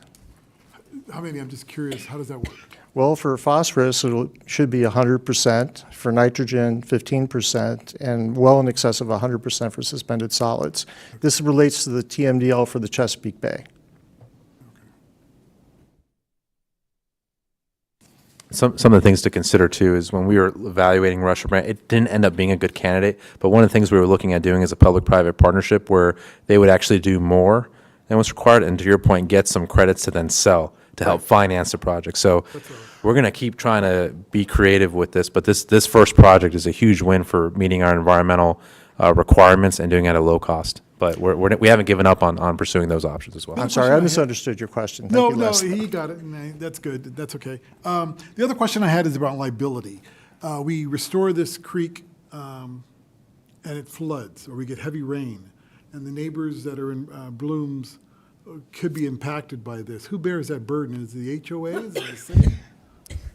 Well, let's kind of back it up a little bit. This project is going to be completely in the common area, and it's in a stream valley, so it's not going to be, So according to floodwater this shouldn't picture, get. there's homes near it. Oh, yeah, but the scale on that is such that the homes aren't, they're So pretty there far could be no away. flooding. I can't say that because every property has some exposure to flooding, whether locally or from a local stream. But this project should not create a lot of, a lot of what you get with unstable channels is not caused by the extreme events. The 100-year flood the change on the 100-year flood would be very nominal. Where this really comes into play is in the lower frequency floods. Is that making any sense? Kind of. Kind of? Okay, yeah, because, But I guess my core question, and maybe it's a city attorney question, is liability. If the city makes this enhancement improvement in Blooms, the property belongs to Blooms, and there's flooding issues, who then takes on that liability for any problems that occurs from this project? So without knowing the details of how we're going to get onto that property, I'm assuming, are we going to be looking for an easement from Blooms? we'll definitely need easements. Okay, so it's not just getting a letter of permission, but it's an actual easement. Right. Right. Congressional application, it's the letter of support, but you're right, for the work, it would be the easement. Right. So within an easement, we're responsible for maintaining that channel, depending on the easement language. But ultimately, it really depends on the easement language, to be honest with you. So if we have an obligation to do something, then yeah, there's some liability associated. If we have the right to do it, not the obligation, which is what I would prefer, then that's on the property owner. But we can go in there, and we have the right to go in there to maintain the channel if it's not performing as desired, but not the obligation. So it really depends on the language in the easement.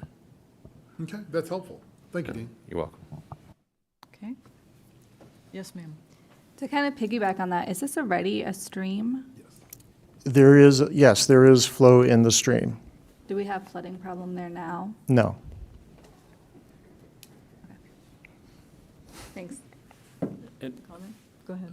I just have a quick question. You said we get credits to MS4, correct? What percentage will that bring it down, or will assist meeting the thresholds every, I think the last one was 2021. Just go back one slide, Alan. And open up, yeah, there we go.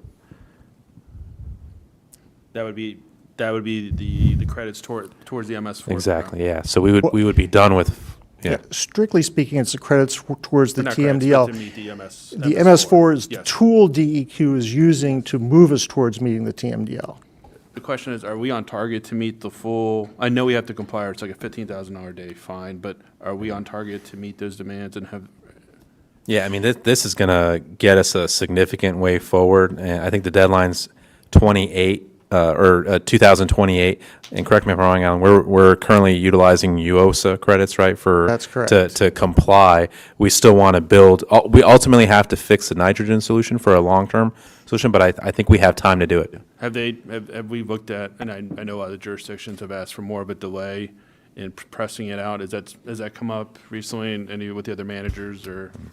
Well- I mean, as a jurisdiction standpoint, overall jurisdictions to meet the MS4 requirements. Yes. Right now, we are using our UOSA credits to meet the requirements. But the big deadline is when we get to the end of the process. Right now, DEQ is evaluating what the different communities are doing.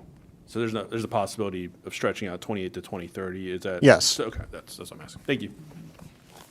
This is really an important request because it's TMDL, meeting our permit requirements. It's a huge unfunded mandate that has come down to us from the federal government. So I sincerely hope we can achieve this. And the 20% local match, that's wonderful. So any other comments or questions?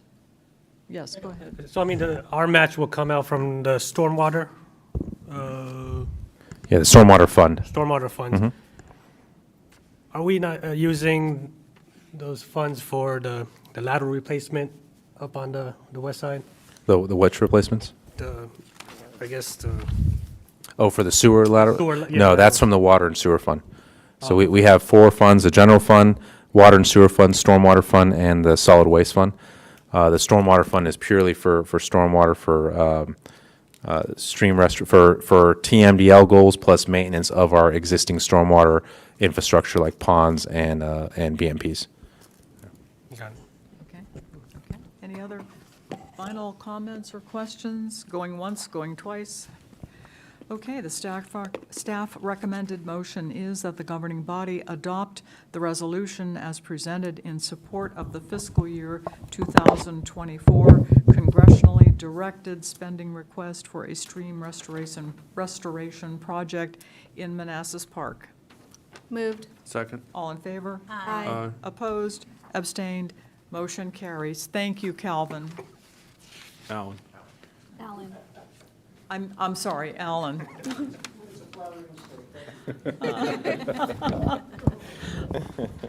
I'm used to Calvin presenting, that's why. Okay, moving on to item number 10, which is our second public comment time of the evening. Does anyone wish to make public comment? Seeing no one and hearing no one, we'll move on to city manager's report. Okay, so tonight we have 2 mid-year departmental presentations, one from the fire department and one from the community development department. So I'll turn it over to Chief Soper to get us kicked off here for the fire department. And then after we're done with those, I'll take any other questions you all may have. And I promise not to call you Chief Lugo. I appreciate that. That's another flattering comment there. So what I have for you tonight is the mid-year report for FY23. So the first slide we have is the difference between the organizational chart from Q1 to Q2. The biggest change in that would be in the fire marshal's office. After you approved the position for the deputy fire marshal, we actually did some shuffling around inside the department. We still have that vacancy open to fill. So we're looking to do a hiring process that's currently going on now. Once we hire someone, we'll do a promotion, and then we'll fill the EMS supervisor position again. So our current staffing, and this has changed now after tonight, but so we're budgeted for 39 FTEs, 29 sworn and 1 civilian. Budgeted personnel covered 1 engine, 1 ambulance, and the battalion chief. Of course, that's going to change after tonight again. Thank you very much. And the fire marshal's office now consists of 2 personnel as of January 16th of 2022. So having that deputy fire marshal on staff will result in some better inspection numbers. So some highlights for FY23 at the mid-year. We continually to see call volume steadily increase. That's throughout the National Capital Region. Everybody's seeing that. Training and operation plan for the ladder truck, that was implemented, that's been completed, staff's well-trained, ready to roll. The fire department open house was held in October, very well attended by the community. That seems to be a trend with that event. We had our ISO inspection review prepared. We were ready to roll. That inspection was actually done in Q3, which we'll present that at our next presentation. At the time, when I put this together, the SAFER grant was still pending. We know that's no longer pending. We did receive back in the last quarter that the AFG grant was denied for our radio equipment. We did resubmit that February the 9th of this year. And staff handled multiple community events throughout the second quarter, a lot of the holiday seasons. Staff also teamed up with our regional partners to assist with the Arlington National Cemetery Wreaths Across America, which is really important to us, especially when our city is led by veterans over there. That's very much thank you. Let me go back one. So if we drop down to the stats, just to highlight real quick, and then we'll break them down real quick, a little deeper. The Fire Marshal's Office saw 0 public education events during the quarter, 41 fire inspections, 13 fire investigations, or different types of investigations, and no career development programs at the time. The Operations Division saw the on-scene time from time of dispatch to on-scene stay around 4 minutes, which is really good. That's pretty much below the national standard. For that quarter, our busiest day was Friday, and peak times run between 6 p.m. and midnight. Staff saw up to 1,771 calls broken down through EMS's primary is 1113, fire was primary 658. Total unit responses, that's everything going across the board, 2789. The medic breakdown was 1340. The engine was 1257, and the battalion chief was 186, and the fire marshal got called at 6 times. So comparing FY 22 to 23, the biggest number to look at is the purple, where we saw where the emergency responses kind of jumped up by 300-400 calls there. Of course, the one thing that didn't change from year to year is the average response time and the average on-scene time basically stays the same. Staff really does a really good job getting out the door, getting on scene pretty quick. One thing we did hear historically was complaints of traffic being backed up at the red light. So if anybody ever gets a complaint about the red light at the front of the fire station, it's a 45-second red light. It changes back to green after 45 seconds, just so that we're understanding that. The box assignments, that's how we break the city down in thirds for us to kind of run our data. The biggest change there we saw in FY 22 to FY 23 is the orange block, which is the west end of the city. When the Northern Virginia region decided to go to this AVL dispatch, automatic vehicle locators, where the closest unit goes, we do see the Yorkshire area coming over to the community center area a little more, because if the goal is to get the quickest unit there in the promptest time.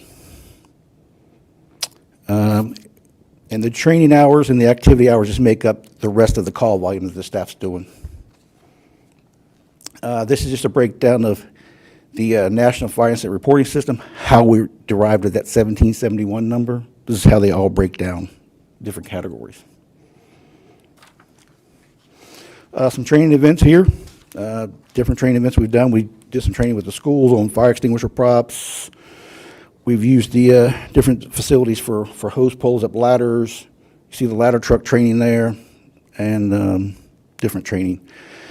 So with the fire marshal's office, we see the inspections did go down from 22 to 23. Again, with the deputy fire marshal being on board, that's going to go up.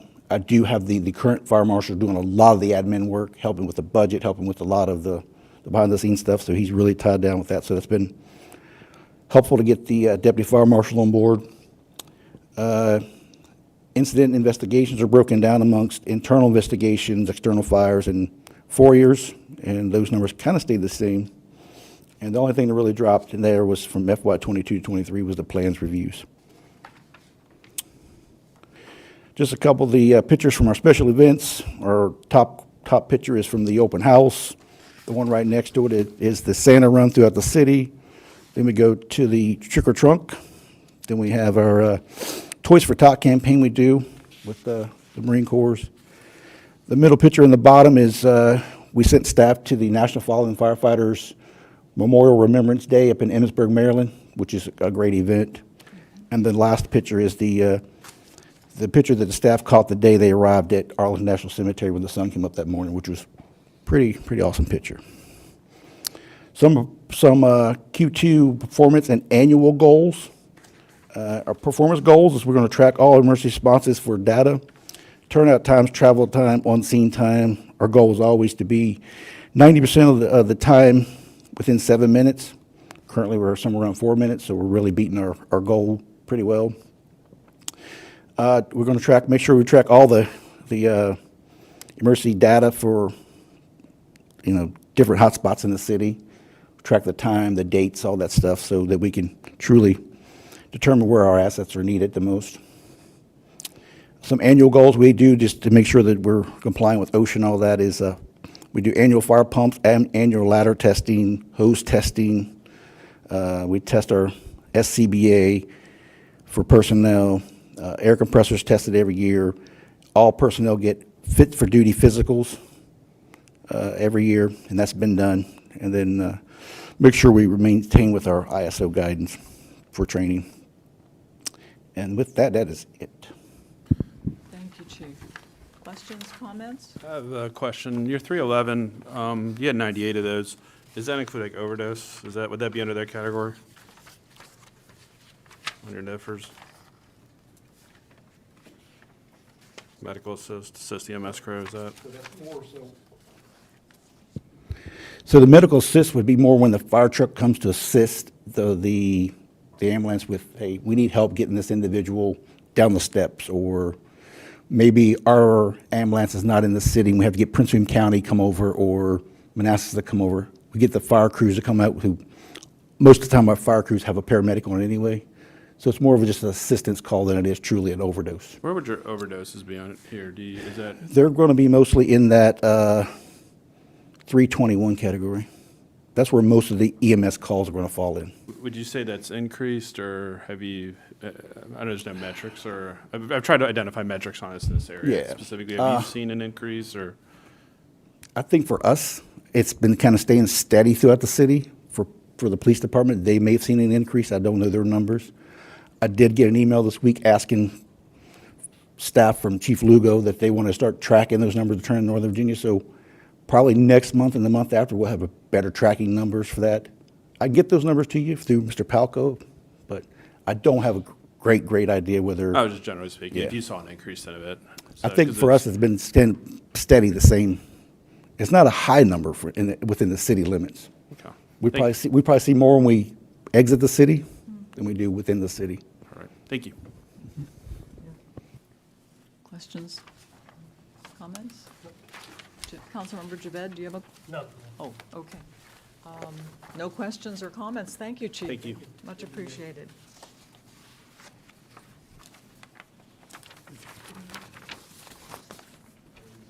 Now it's Calvin. Why do I have the feeling I'm not going to live that down? We'll forget by next week.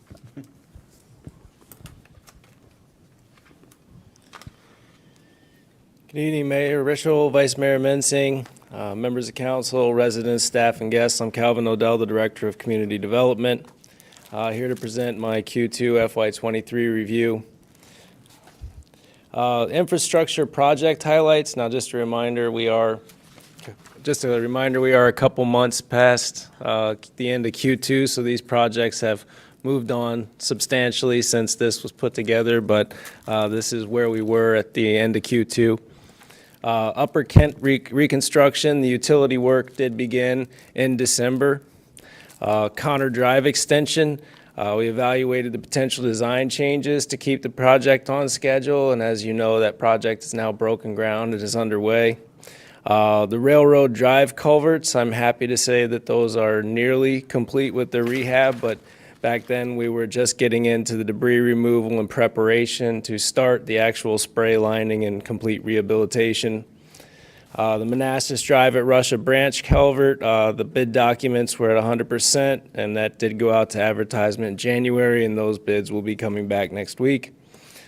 Street resurfacing, we did not get the street resurfacing on our vendor schedule before winter began and the plants closed, so that work is slated to begin in early spring.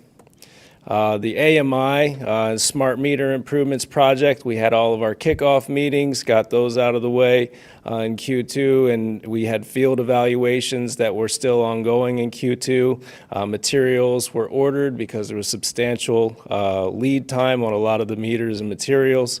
And then phase 6 water system improvements. The design engineer, if you remember, we completed the design of this project some time ago, but because of the status of the Water Sewer Enterprise Fund, we weren't able to necessarily jump in and complete this project right away. So that project is being re-reviewed by the design engineer to look at for utility changes, anything that might impact their original drawing, so that we can put that out to bid this spring. Infrastructure operations highlights. Our front-end loader and our dump truck, or one of our big dump trucks, were both taken out of service in Q2. The loader was having hydraulic issues and rust issues that caused our mechanic to have concerns with it going overhead to load salt into the backs of dump trucks, so that was taken out of service. And one of our large dump trucks was taken out of service because of the status of the chassis.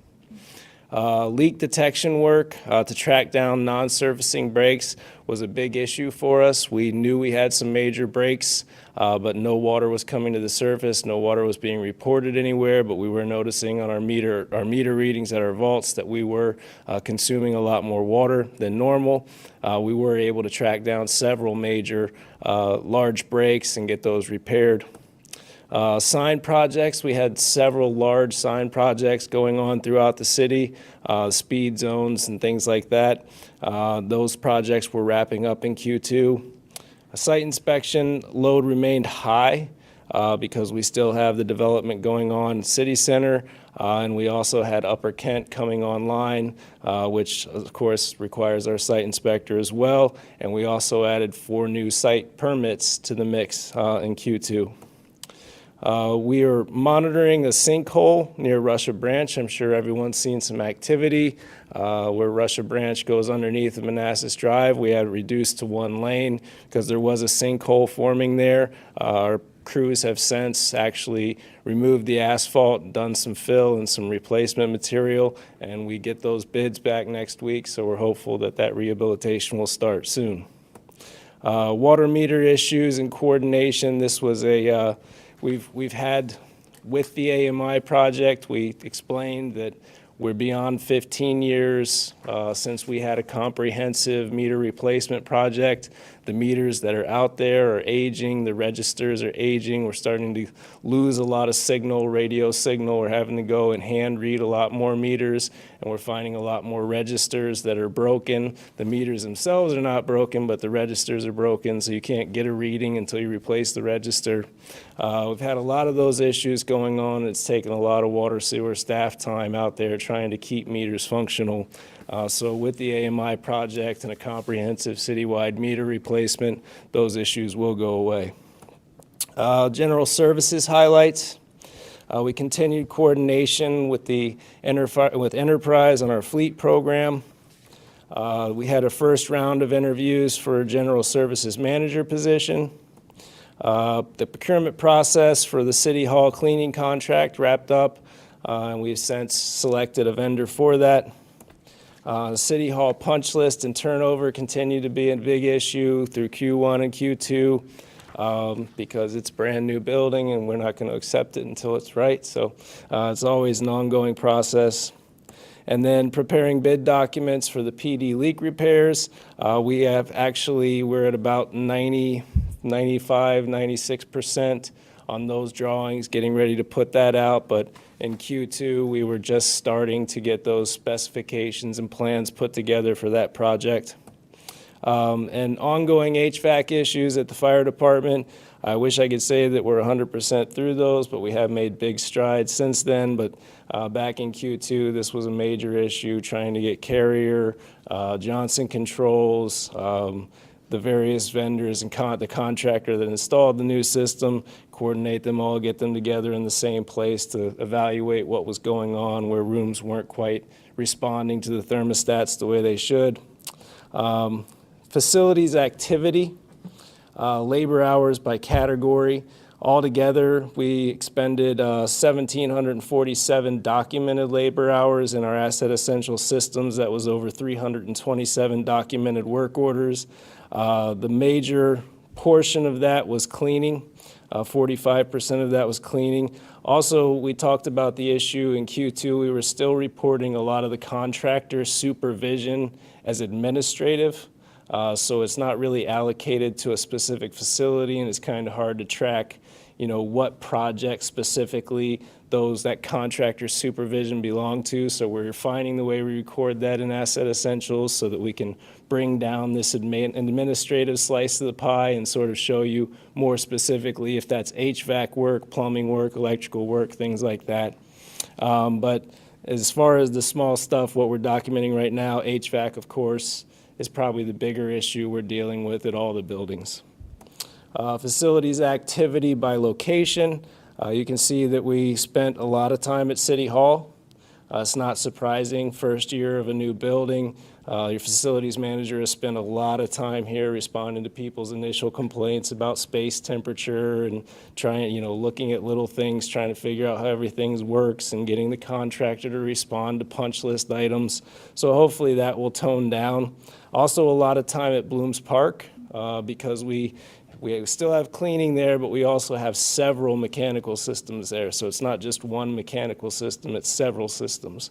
And then social services, this number, I tried to investigate. We did spend a lot of time there, but I don't think it was, there's cleaning hours here. I don't think we spent a lot of repair time. Hope we didn't because that's a leased building, so that's someone else's responsibility. But I tried to figure out why these numbers look the way they do. I couldn't find an exact answer to that question. Fleet activity, 314 total work orders for 1,581 total labor hours. 55% of that was administrative. In this case, the administration is really onboarding the enterprise fleet program.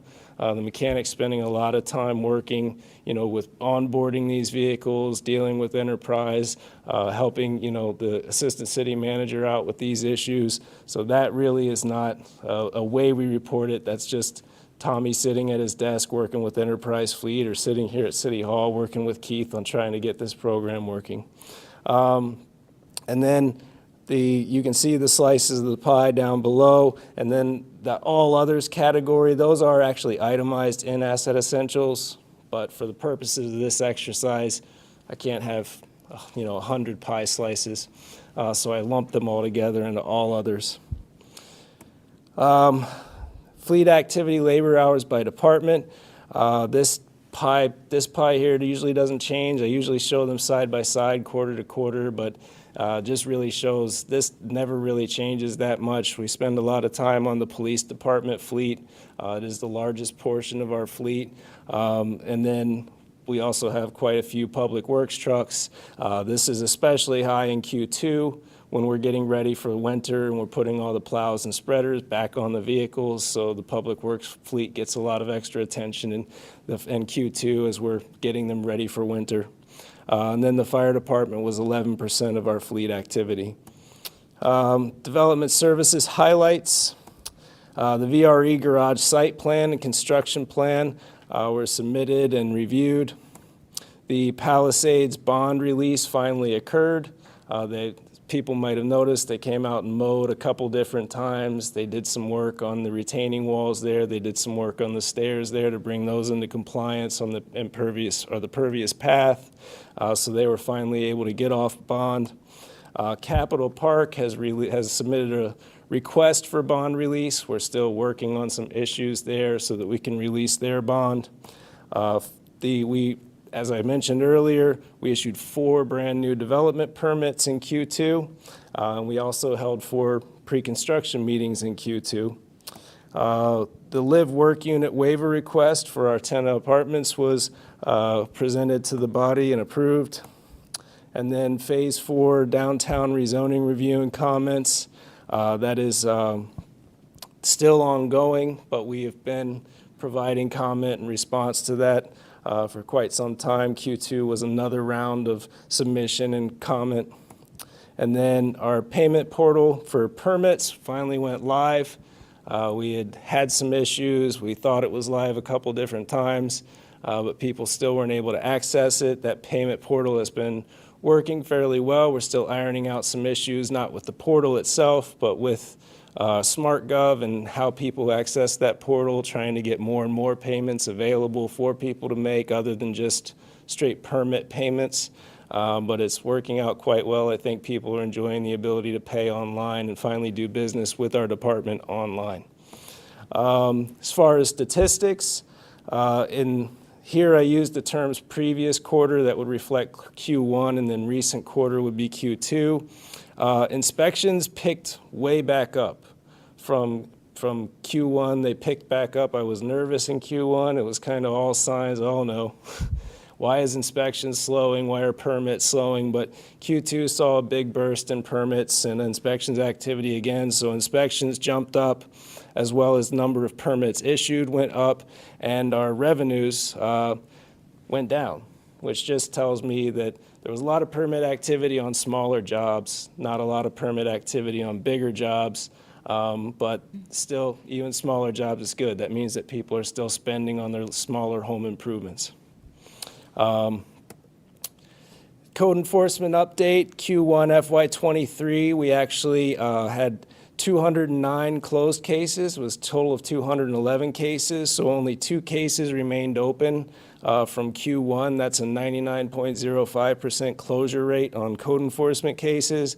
And in Q2, we actually had 523 total cases.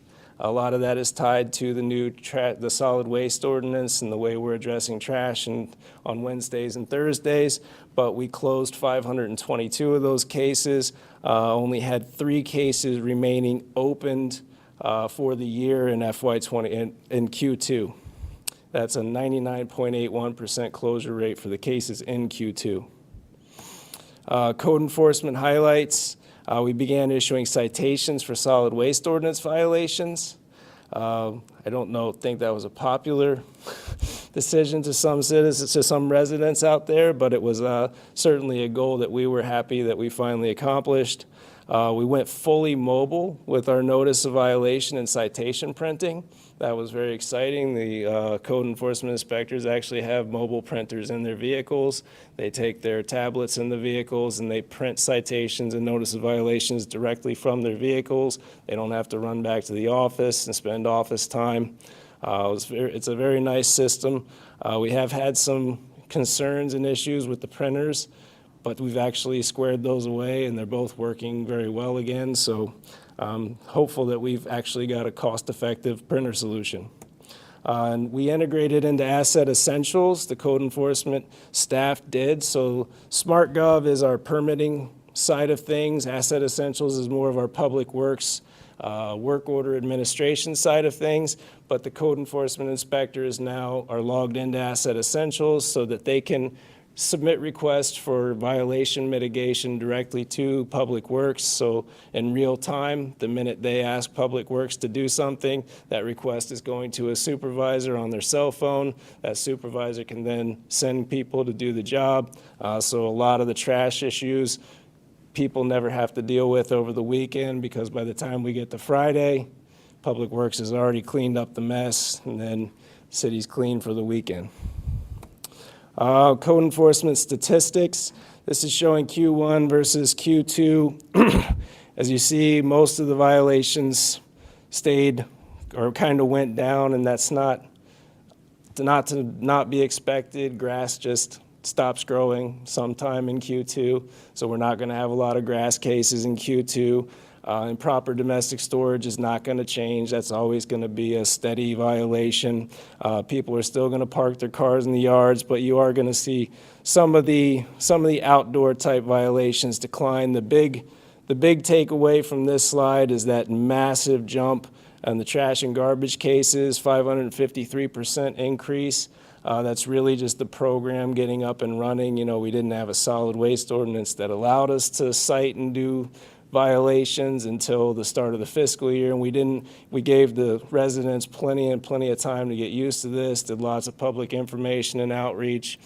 By the time this program fully ramped up, yeah, 500 and some % spike in cases. So that's why we're going to continue to see a lot of trash and garbage cases until residents respond by following the rules and we can dial back the enforcement.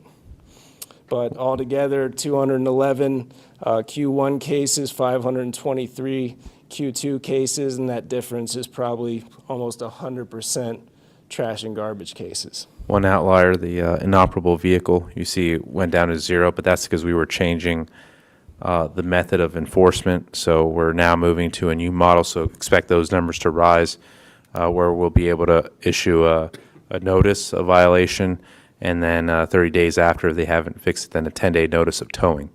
So that's going to be where we'll go to the magistrate and get an order for towing after those 10 days. So that's going to be the new process we adopt for inoperable vehicles. It's really, that's been one of the biggest problems, along with cars and parked in yards and the trash and garbage. Now with the spring coming, grass and weeds will likely jump up as well, but car and yards and inoperable vehicles seem to be the other major issue, along with trash, garbage, and in the future, grass and weeds. Any questions? Comments or questions? Good job on the code enforcement. Anything? Go ahead. So how many inspectors do we have currently right now? We still have one, or? So we have code enforcement inspector, and then we have code enforcement inspector who, that's half of their duty, the other half of their duty is a planner one. So that we actually have, I guess you would say, 1.5 FTEs dedicated to code enforcement. We weren't able to secure that second position full-time? Yeah, that was a position. That was a pure code. Remember, you guys budgeted for kind of you budgeted a lot of hours for part-time code enforcement. We weren't able to secure that, but what we were able to recruit was kind of enticing, someone who's interested in city planning as well to kind of get in and help out. And a big chunk of her effort has been in the code enforcement, especially when the trash and garbage took off. Oh yeah, I'm sure. As well. Yeah. Burden on one person. Yeah. Oh no, these two code enforcement personnel spend pretty much all Wednesday and Thursday right now dealing with trash and garbage, the solid waste ordinance violations. But it's been a very educational experience on both sides. Yeah. And that's, I couldn't be more proud of them. They're out there. They're not making the public mad. They're really educating the public, talking to the public. Mm-hmm. We spend as much time handing out warnings and flyers as we do violations and citations. Right. It's really a last resort if we're issuing a citation. Right. And I think it's got to be second or third violation for a citation. no, but you've already received a violation, notice of violation posted to your door, and you've had 24 hours to correct that by the time you get a citation. My other question was, the slide you said it was closed cases, meaning these people rectified their problems? Correct. The case is considered closed in our system. Now, We what- started the case, we opened the case, we either left a door hanger, made personal contact, or sent a notice of violation. Whatever the efforts were on behalf of the code enforcement inspector to notify the person, that case has now been rectified. They drive back, they reinspect the property, the Okay. violation So no it wasn't longer court exists. cases? I was No. assuming it was court No. cases closed. No. Okay. No question, thank you. Then? I just have one question. Sorry. No. Yeah. Does code enforcement work on the weekends? And then the second question is, have you seen an increase in complaints going to the website from residents? So we get quite a few. I wouldn't say we've seen an increase. We're kind of expecting one now. because there was a lot of activity this past week where people were constantly posting out. So more people probably are aware of that email address, and now we're going to probably get a lot more complaints. I still don't think a lot of people are using the SmartGov Citizen Portal. A lot of people are using the Asset Essentials Citizen Portal to reach Public Works about, down signs, potholes, things like that. We don't see nearly that level of activity in the SmartGov Resident Portal, but I haven't seen a massive spike in the actual requests coming through the city website. I think people are just as happy to call us on the phone, but it's the weekend and evening question. Yes, every single week there is weekend presence or evening presence. So usually Sundays we'll have an officer out on the streets. The evening, that's up to them. I kind of let them manage their own schedule whenever it works for them. But it's been a lot of cars in the yards. All right. Thank you. I can tell you the results of that. I think we've presented something like that. If not, we really should, because, just like people say, they wanted code enforcement out there in the evenings and the weekends to see all these cars in the yards, and it's true. But it's really, when you're out there on the weekend, you're out there, that's the most glaring and easy violation to stumble across, is someone's parking in their front yard. And that's the most challenging one to deal with, because it's a zoning violation. Is that right, Calvin? The car in yard. So we issue the zoning violation. They move the car. The violation's gone. And then, they do it again, and now it's a new. So it's a really tough one to crack. And we've been thinking about what can be done. We talked about other changes to the code, but it's very limited what can be done for that one. So if someone doesn't move their car, we can then take them to court eventually. But then by the time we show up to court, they move the car, it's no longer a violation. The judge isn't going to do anything. Thank you. It's really challenging. Any other follow-up? That's it. Thank you. Okay. Any other questions, comments? Calvin, thank you very much. A lot of good information. Thank you. Yeah. Okay. Next, we have closed session. City Attorney, would you like to read us into closed session? Thank you. I recommend the governing body go into closed meeting to discuss and consider the sale of city-owned real property to a prospective business where no previous announcement has been made of the business's interest in locating in the city, and where discussion in open meeting would adversely affect the bargaining position and negotiating strategy of the city, and to consult with the city attorney regarding the same pursuant to paragraphs 3, 5, and 8 of subsection 2.2-3711A of the Code of Virginia, and to discuss a prospective business where no previous announcement has been made of the business's interest in locating in the city pursuant to paragraph 5 of subsection 2.2-3711A of the Code of Virginia. So moved. All in favor? Aye. Opposed? Abstained? Motion carries. We're in closed session. We'll take a 5-minute comfort break.